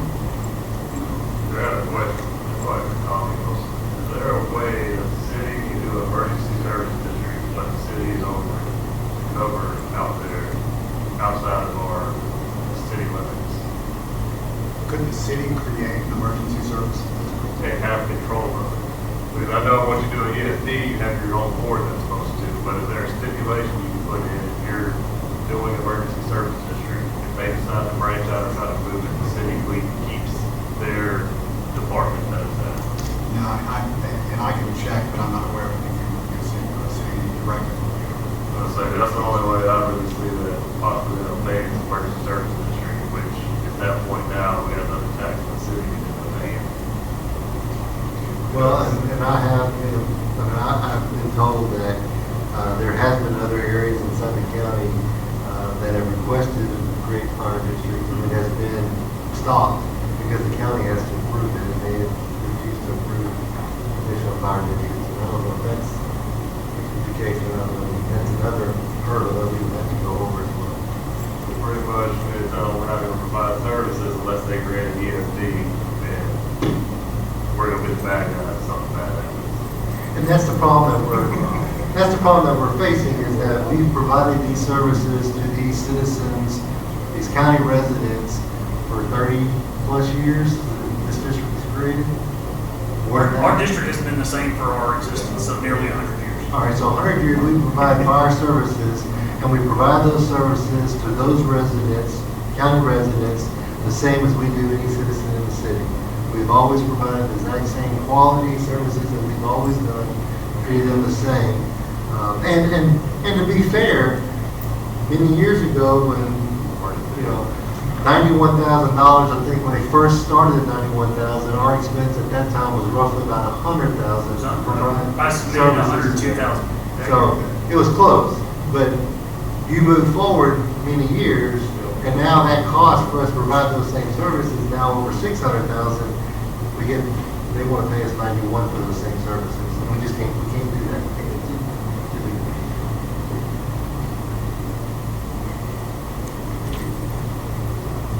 We're limited on any legal collection efforts over the county. Services were rendered. So we accepted the 91,000, so. Did we had to wait a second? We did not. We did not. No, We did. decided to bill the services rendered. I mean, without sounding like a big sarcastic,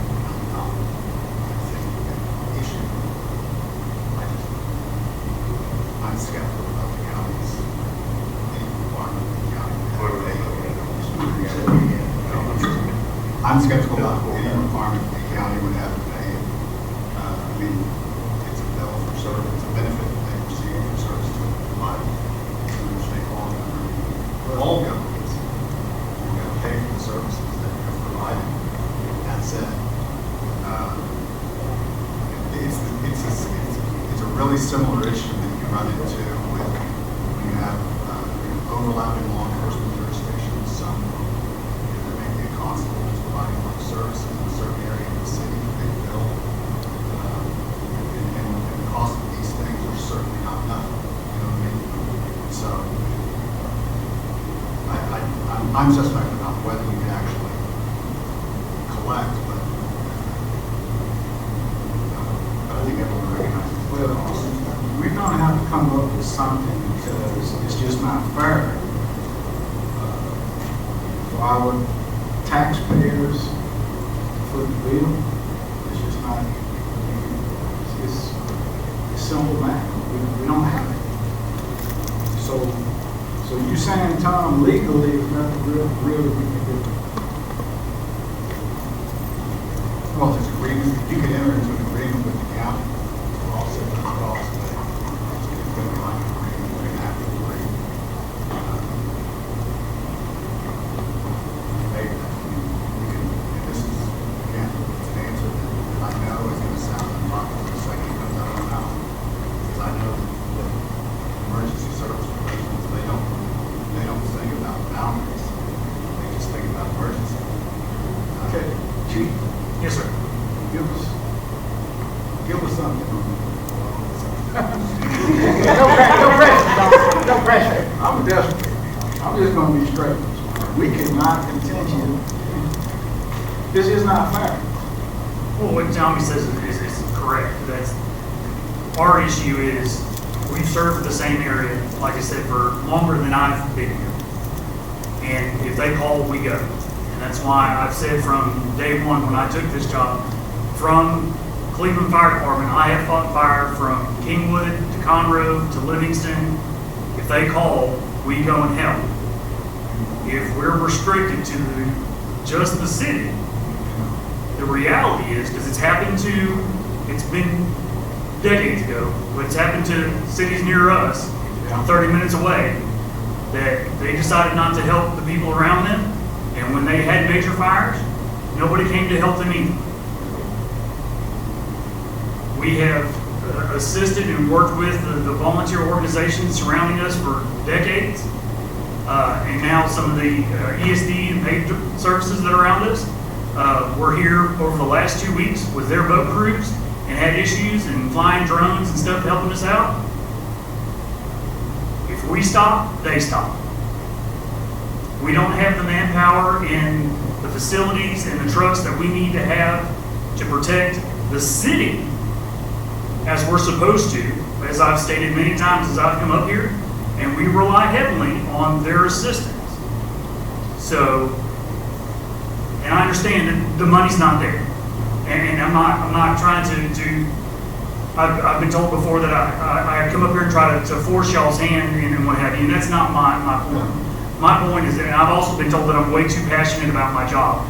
Well, if that's a fault, then I'm at fault for that. But the reality is that's the way we look at it. And if we're going to be held back from what we can and can't do, then the reality is it's going to be turned on us the same way from the departments surrounding us. But now, we hadn't had any problems in the past. I've helped them. No, sir. Like mutual aid, I mean, that's... Correct. If they call, we go. That's why I said we fought fire from Kingwood to Livingston up and down 59 and not had any problems. We've been to Magnolia. We far much further than our district we have helped out. When we have the people and when we have the apparatus. I just want to ask this. So you're saying the majority of the calls are not in Colorado? No. They're not? No. And What percentage would you say? I would have to separate those out individually. Most of our calls that are on that list, though, are within our fire district, just outside the city. You gotta remember, there's two different things. You got our fire district, which again is larger than our city limits, a little bit larger than our ETJ, and they're responding, so they are the first responders to those calls. When they get called, 911 gets called for a fire, they respond in our fire district. And then there's mutual aid, so if it's something down in Plum Grove, and it's a fire at Plum Grove's fire district, then we get called, we respond to those. Now sometimes they may have their fire department already on an accident, an incident or situation, and they mutual aid us and we respond. That's a mutual aid where we're not necessarily the first responder being called on. And then, so it is a little bit, it gets confusing because it's all that would still be in the county, but there is a difference. So there's the fire district that we have for over 100 years been responsible for, and then there's mutual aid, which, again, we definitely don't want to stop mutual aid because there's going to be times that we need East Montgomery County, we need Plum Grove, we need Tarkington, we need Shepherd to come help us, just like we have gone and helped them in those situations. Well, I just have a question.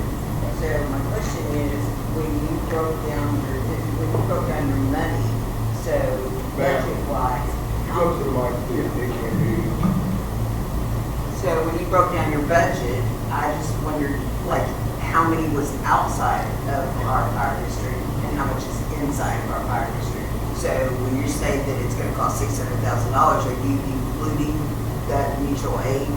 Mutual aid don't get billed because they come, so mutual aid's not. Right, that's what I'm saying, but we still use the resources, right? We're still using those resources. So that's my question. So how much money are we spending within our fire district for this, and how much are we spending outside of it? So for the county, so that we're billing the county for those services. And I think that we should definitely sue the county. If we're spending that much money, then I think that definitely needs to happen, that some legal action needs to happen with, Liberty County. Again, I think, I don't know, we don't have an exact breakdown, but the majority of these calls are within the fire district. But yes, they do include the mutual aid calls within Liberty County. We also have calls outside our county altogether, but those are even less than the mutual aid that's within our county.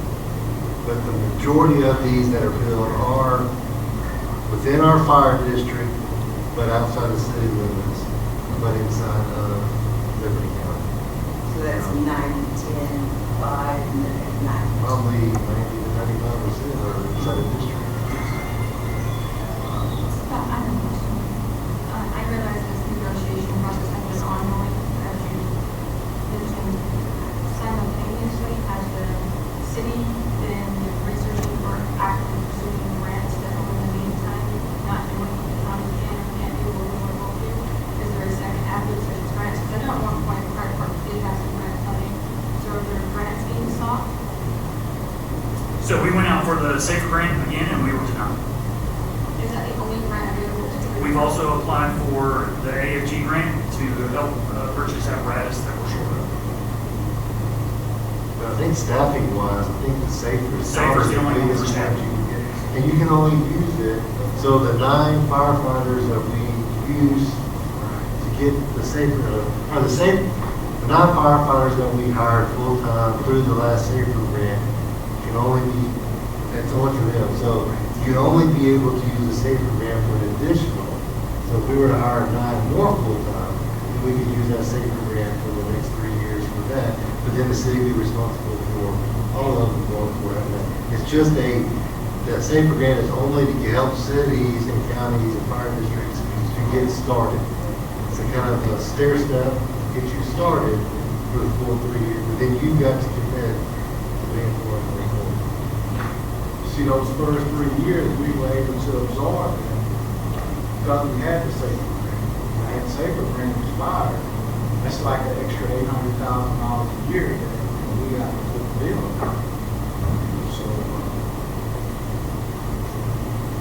and we don't have to, tough decisions. The issue's gonna arise when we did send someone, say someone made, sent Plum Grove all the way down to bypass for reporting.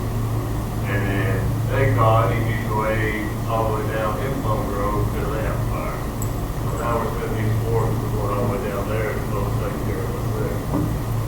So, catch 22 situation. Well, and again, I think we don't want to talk about it, but the reality is if you don't service these people outside the city limits, that first time you have an incident on people that we have serviced for over 100 years, and that fire burns down, or you have a heart attack victim that passes away because we didn't respond, it makes us look bad. And that's the struggles that we've been facing, trying to work out for over a year now, trying to get this to work out. And so, and again, I think that's part of the issue is that we're really struggling with this, but we know that our citizens can't continue to pay this $700,000. And so, one of the things that the mayor and I have talked about, and I think I've talked busy with some of the council members as well on this, is, kind of the communication that we're having. We almost, maybe have a public hearing where we can kind of get some guidance and assistance from our citizens where we can say, hey, what do we do? We're struggling. Do you want us to continue to pay $700,000 and not get paid from the county? Because it's only going to go up. It's $600,000 plus now, but as the county continues to grow, it's going to continue to increase, and the cost only continue to increase. And so, what do we do? That's a huge burden on our time. When you've done a great job in setting up attempting to set up meetings with the county judge and everything, should we, would there be various people up on this board or different people in the city, up the number of people where we're just kind of continually at Commissioner's Court, continually at up the cadence there to where we have to be heard?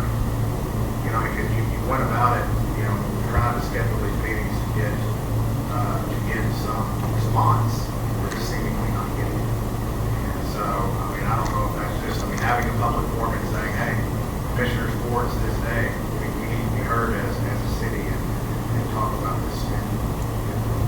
That's what we're here today. We need options. But before we go any further, us not providing services, that's not an option. We're going to provide services. We go broke or whatever, we drown, we're going to provide services. So that's not the issue. know, the issue is, you know, it's kind of hard for me in good conscience to raise fees, you know, on people that can't afford the fees. I mean, that's what we have to look at. That's what I have to look at. It's not fair. You know, and all we ask from the county, hey, look, just leave with us, man. I'm not, you know, we're not trying to be difficult or anything. You know, it's all about the math. We can't continue to provide something and not get fully compensated. Because, you know, you look at our median household income, you know, we don't have a lot of money. So our job as the council, you know, we got to be stewards, you know, the taxpayers' money, the little money that we do have. So, you know, going forward, we have to have an open board. I like to get some ideas from the taxpayers. But, you know, we're going to have to do it. As Cleveland, we got to do something. Because we just cannot continue to pay. And I will not, in good conscience, raise taxes, continue to raise fees on people that can't afford it. I mean, it's just not fair. So, that's all I got. Anybody else? Yes. Mr. Bell? And hearing everything, I would say like have a town meeting, to put it back in the citizens' hand. But I think it's time for good talk, so to speak. Put the information of everything that you've been doing, honestly, not to fight, but this is where we are, this is what we've been doing, this is where we're stuck. Like you said, it's not an option for us not to help them, but it's not an option for us not to put on blast somebody who should be helping as well. Don't mean no trouble. This is the truth. We live in a different time. It calls for a different type of situation. You can't solve the problem with the same thinking that created the problem. You got to go outside the box. And there's a lot of other ideas I think that will come out of that meeting. You know, because there was a guy in Seattle, Washington. He had more money than he could do. He felt guilty behind it. They told him to give the money away. He didn't do that. He said, well, I thought about that, but I decided to use it to help people that need it done to create situations that would help things like this be resolved. Like difficulties. Appreciate that, sir. That's a good idea. Well, going forward, you know, council, we're going to get together and we're going to pick out a evening and have an open forum at the Civic Center. And we're just going to put it in the hand of the taxpayers. They put me in office, they put us in office. So we work for them. I mean, we're going to figure something out. So,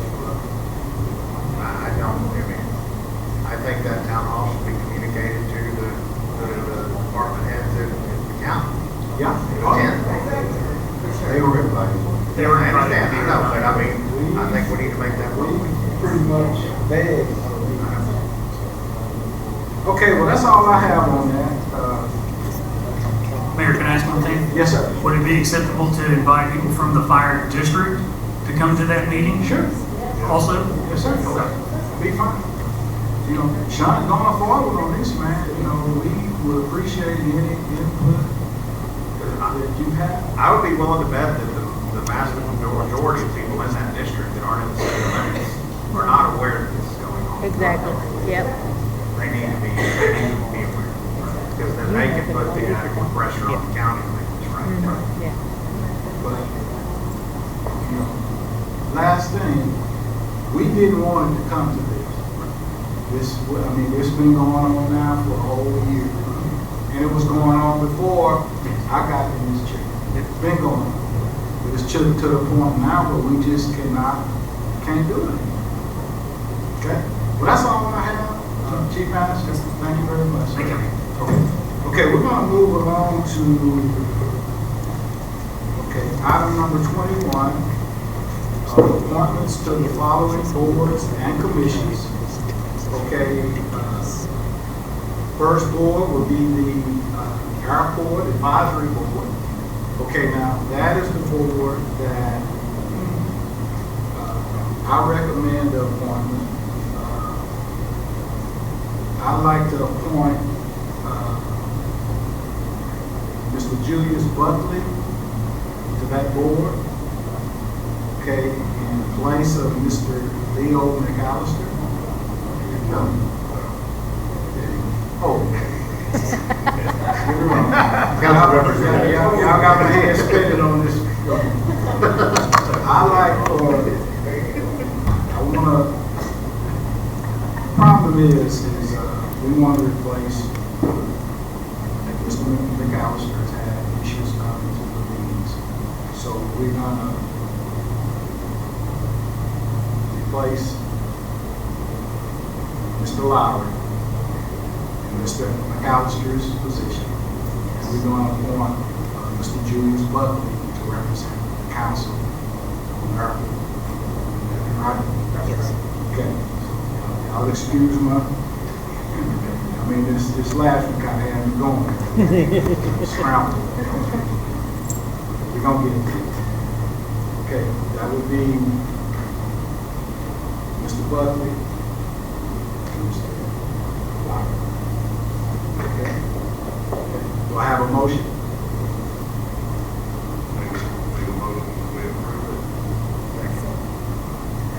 I have a motion by Mr. Buckley. That was David Beach on Second by Ms. David. All those in favor? Okay, motion carries 4-1. Okay.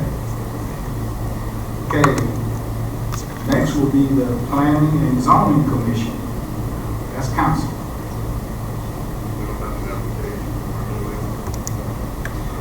No, we don't have any applications for planning and zoning.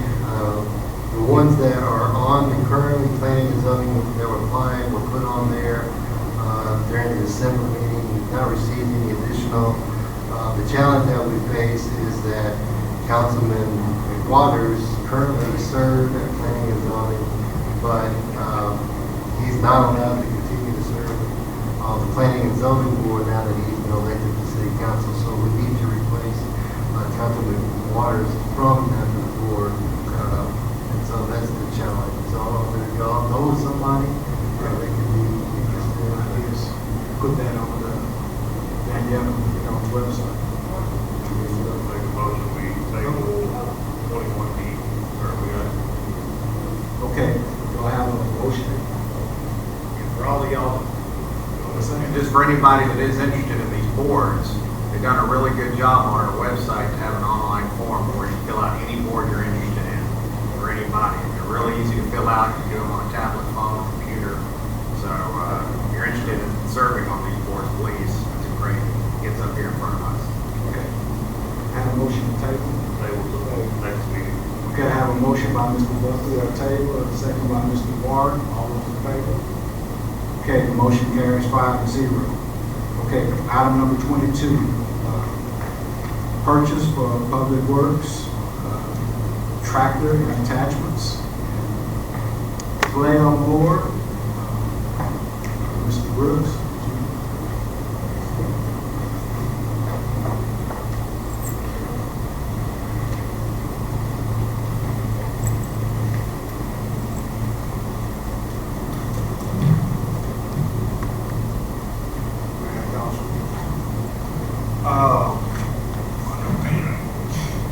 So, in previous, we have issues with our existing tractor and so forth. So, we did get approved in this budget for a tractor. But,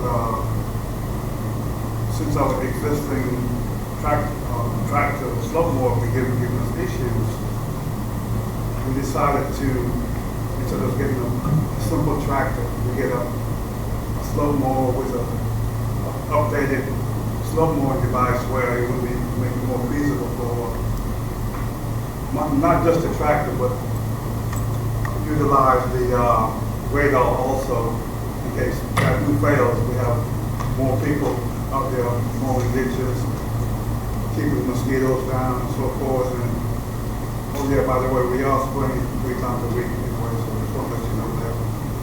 But yeah, that will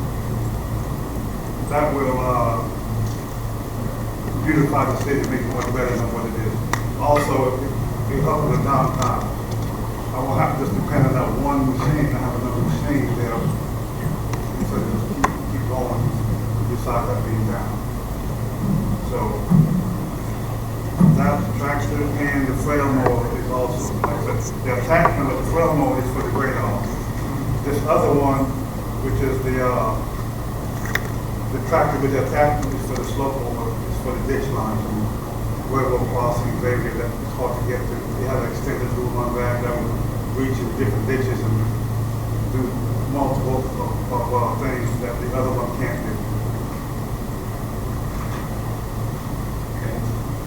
Okay. I got an opinion on that. I don't have a vote, but I do have an opinion. Okay. I get emails, calls, about mosquito spray. Okay. A couple of weeks ago, hey Roger, look, man, what's going on with the mower? Hey, look, I got equipment down. Nothing that he could do about it. He got equipment now, he don't have a lawn. But the taxpayers, they don't want to hear that. They don't care if the equipment is down. And the equipment that is needed. I mean, that's one of the most important things going on this time of year. Is mowing, keeping our city clean, starting with our downtown area. We need to keep that clean and work out. And the equipment that he needs it. We need it bad. So just ride around and, with the rain, if we get behind a couple of days on the mower, it looks like we're not doing anything. And people actually say, well, they're not cutting grass. And, Roger, I seen one of your guys the other day. I don't know who it was. He was mowing in the rain, and I just blew at him away. I said, that guy, that's dedicated. Yes, it was pouring down rain, and he was out there mowing. That's when enclosed tractor can. Yeah. But a lot of people don't see that. That y'all are trying, but if you get a line for it, they break down, and we behind already. Then when it rains, it's too wet. You got to wait a couple of days for it to dry before you can even mow. But I think getting this will really, really benefit our city. We want our city kept clean, starting in downtown and working out. To add to that, Mr. Mayor, I mean, we're also talking about upping capacity. Yeah. You're giving additional tools because as we just talked about with the water meter, we're going to be saving time there to where now we can be doing more this type of project already in-house. So this is going beyond just having a backup. In my mind, this is going up capacity to do more than so. When will this be available for improvement? Within a month's time, 4 to 6 weeks at the most.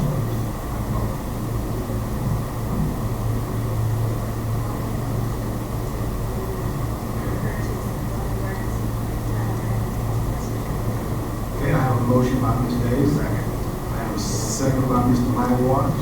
All those in favor? Okay, motion carries 5-0. Guys, thank you. Girls, ladies, thank you. We need that. Okay. Item number 23, purchase of public works trucks. So this year, one of my guys got to fender bender. It wasn't his fault, but still got to fender bender. So that knocked out a vehicle for us. It was total. But we budgeted for 2 vehicles this year back in October of last year. And right now, we have another vehicle that's so old, it's pointless, it's unsafe to drive, so that's in the back. We call it 1099, so it's no good. So by council approval, I have the budget for two vehicles. One's a single cab 250, and the other one's a double cab. I will utilize that for street department and for water and sewer cooking. And eventually I want to have a separate group for water and sewer, so we have jobs to do projects, so I'm trying to get the vehicles cleaned up, so when that do happen, it's available and more feasible and economical for the city. In-house work.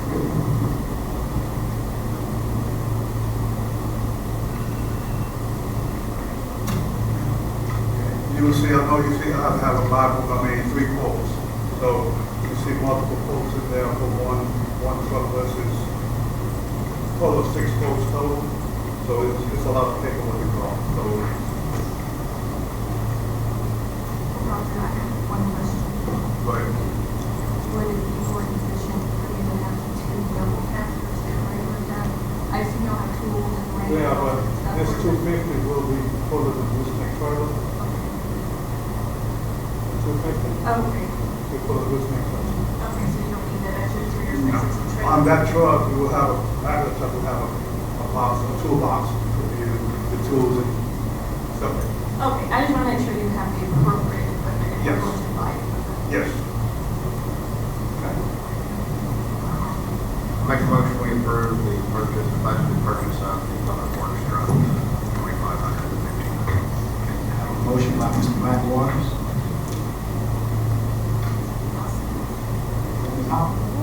Okay, I have a second by Ms. Hall. All those in favor? Okay, motion carries 5-0. Thank you very much. Okay, thank you, Mr. Brooks. Okay, item number 24, discussion of AEV system for the city council chamber. Okay, Mr. Williams. Mayor, council, I think you have one of these in your packet there. I know y'all are ready to get out of here already. Go ahead. But, so I'm just gonna kind of run through it. Obviously, our AV system's been needing to be replaced for who knows how many years. We need to get up to this century. We need to have the ability to live stream. Obviously, our AV system for this chamber is essential to advertising the city. If you Google the city of Cleveland, you go look at our YouTube videos, it's, as everybody knows, it's pretty pathetic. So EDC has got some options there. We're not really looking for a vote. What we're looking for is opinions. And to kind of cut through the chase, your last 4 pages are the options that we've looked at. And you can kind of see the difference. Option 1 for 82.4 puts a 98-inch screen TV on that wall and an 86-inch flat panel on the back wall. That's option 1. Option 2 is a 98-inch flat screen on your sidewall and 9 monitors in front of you that are 22-inch monitors. Then 1A takes that 98-inch and puts it where our logo is. And 2A, which I kind of think people are leaning towards, is the 98-inch where the logo is for the viewing public to be able to see it, and then 22-inch screens in front of all the chairs. And I believe that's going to make a little bit more sense. Obviously, 2 of the members now currently sit on our EDC board, so they're a little bit familiar with it. And I'm just kind of cutting through the chase. You have everything there in front of you. We're just wanting an opinion. We have a public meeting scheduled next Tuesday on this, and hopefully a vote on it also. I know Ms. Hall had presented the question at the last EDC meeting on adding the second screen.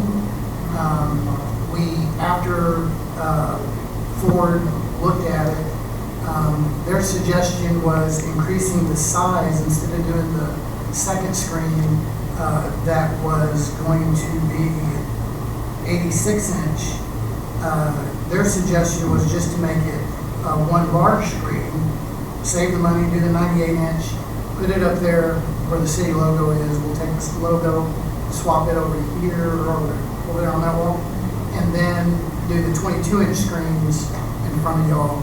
Of course, obviously, in your system, you can see that the entire system, other than the mics in front of you, will be replaced. It'll all be replaced. And you'll have, obviously, pan-tilt zoom cameras. We'll be able to live stream. That's been brought up also with EDC that we're like to get to a spot where we can live stream, all the board meetings. Obviously, not just the EDC and the council. So we're just looking for an opinion, is what we're doing. And then obviously it'll go back to EDC.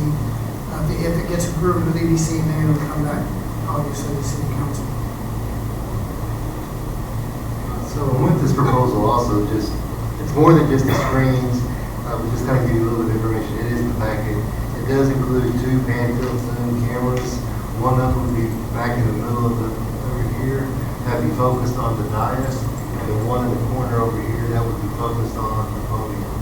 So that you have now, that way you have 2 camera system that you can go back and forth with. It also replaces the speakers. One of the things that we've learned is that most of your noise, you get a lot of echoing because the sound bounces. And so the speakers that they're proposing gets mounted. They're designed to kind of bubble or to stay down so the sound doesn't bounce up. And so that's due to the high ceilings we have in here. It's a really a big issue that we have when you're trying to watch this on YouTube. And of course, a whole new control system and everything for this. But it's more than just the screen. It's also the cameras, the sound system. It's all the above to improve the quality. It will have the ability to live stream to multiple platforms. So we can live stream at the same time to YouTube, to Facebook. So it really is kind of all encompassing the system. So we have estimated cost, of course, but if you read through the paperwork, we're going to cover all electrical that have to be provided to where everything's going to be. We don't have any electrical right there. And then also sheetrock repair and paint. So what are we looking at completely? It's not going to be $82,000 or $90,000 after we do all that. So we need a cost of where everything's going to be and how much that's going to be costing for electrical.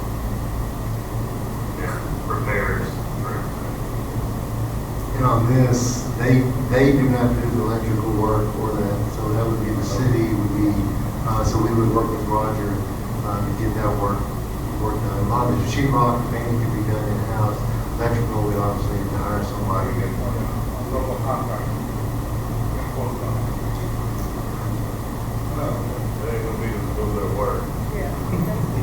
But camera up there, camera here, you got screens going here. Yep. That's Well, the main thing what we're wanting is opinions on, which option basically is what we're wanting opinions on. And we still have to do stuff on our end with EDC to get there or to even come back here. What I'm looking at is advertising our city. Go on that YouTube, Facebook Live, half the time when you can't hear what's going on. I can barely see that myself, and I'm just sitting here, so I know people, can't see it at home.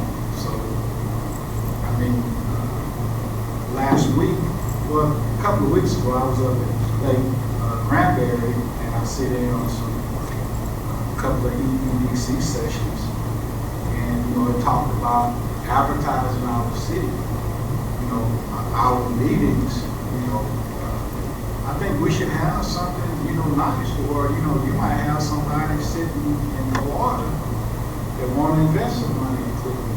First thing they do is, they're going to look at our website. They might want some information, about our council, the way we conduct business. And I'm not saying break the bank, but I'm just saying let's get something nice, and we need to be forward thinking. We grown. Let's go ahead and get something nice and have it, have it nice. But now you had mentioned the 85. Okay. Now, in my den at home, I wanted an 85, but my wife didn't want it. She said it was too big. But once I got the 75 in there, okay, she said, well, we should have got 85. So what I'm saying that to say this, I don't think that 85 would be big enough. I mean, for, you know, what another option like a 98? Option 90. one, so you have option 1 and option 1A, so they're the same price even if you add that extra panel TV.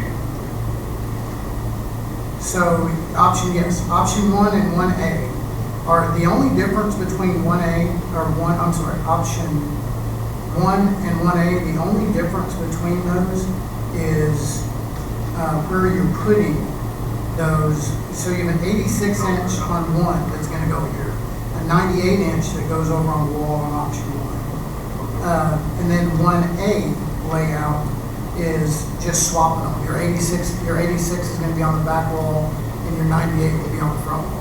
So all the differences on those two options is where you're putting the screens. Yeah, it's 98 on the first one. Yeah, and then the 2 and 2A, the only difference is 2A is going to put it to where the public can view it better against the back wall versus on the side wall.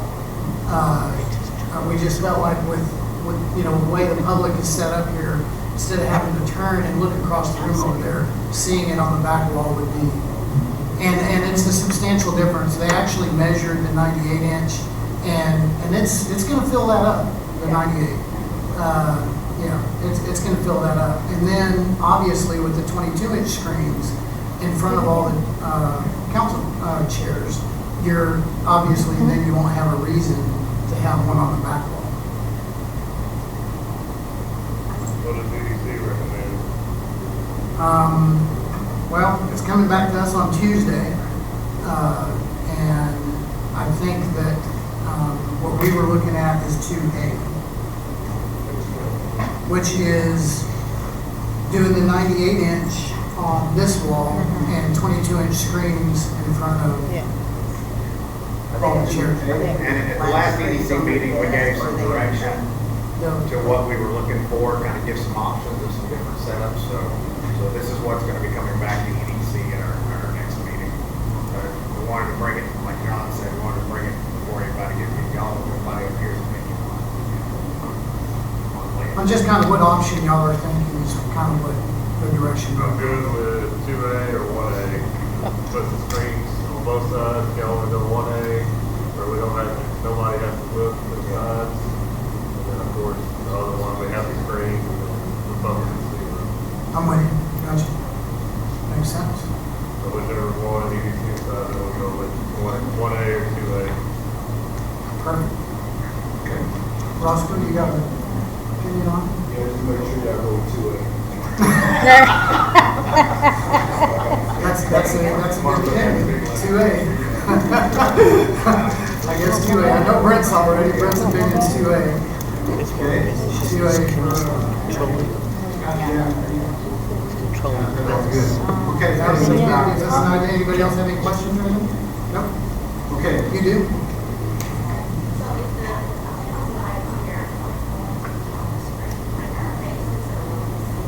No. So what'll be on your screens in front of you is what they will see up there.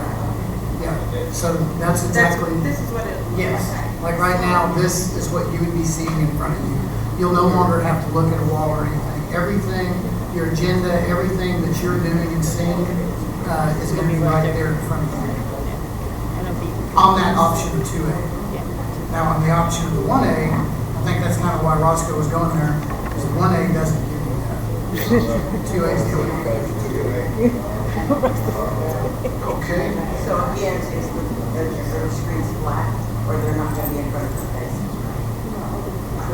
They're going to be kind of like that.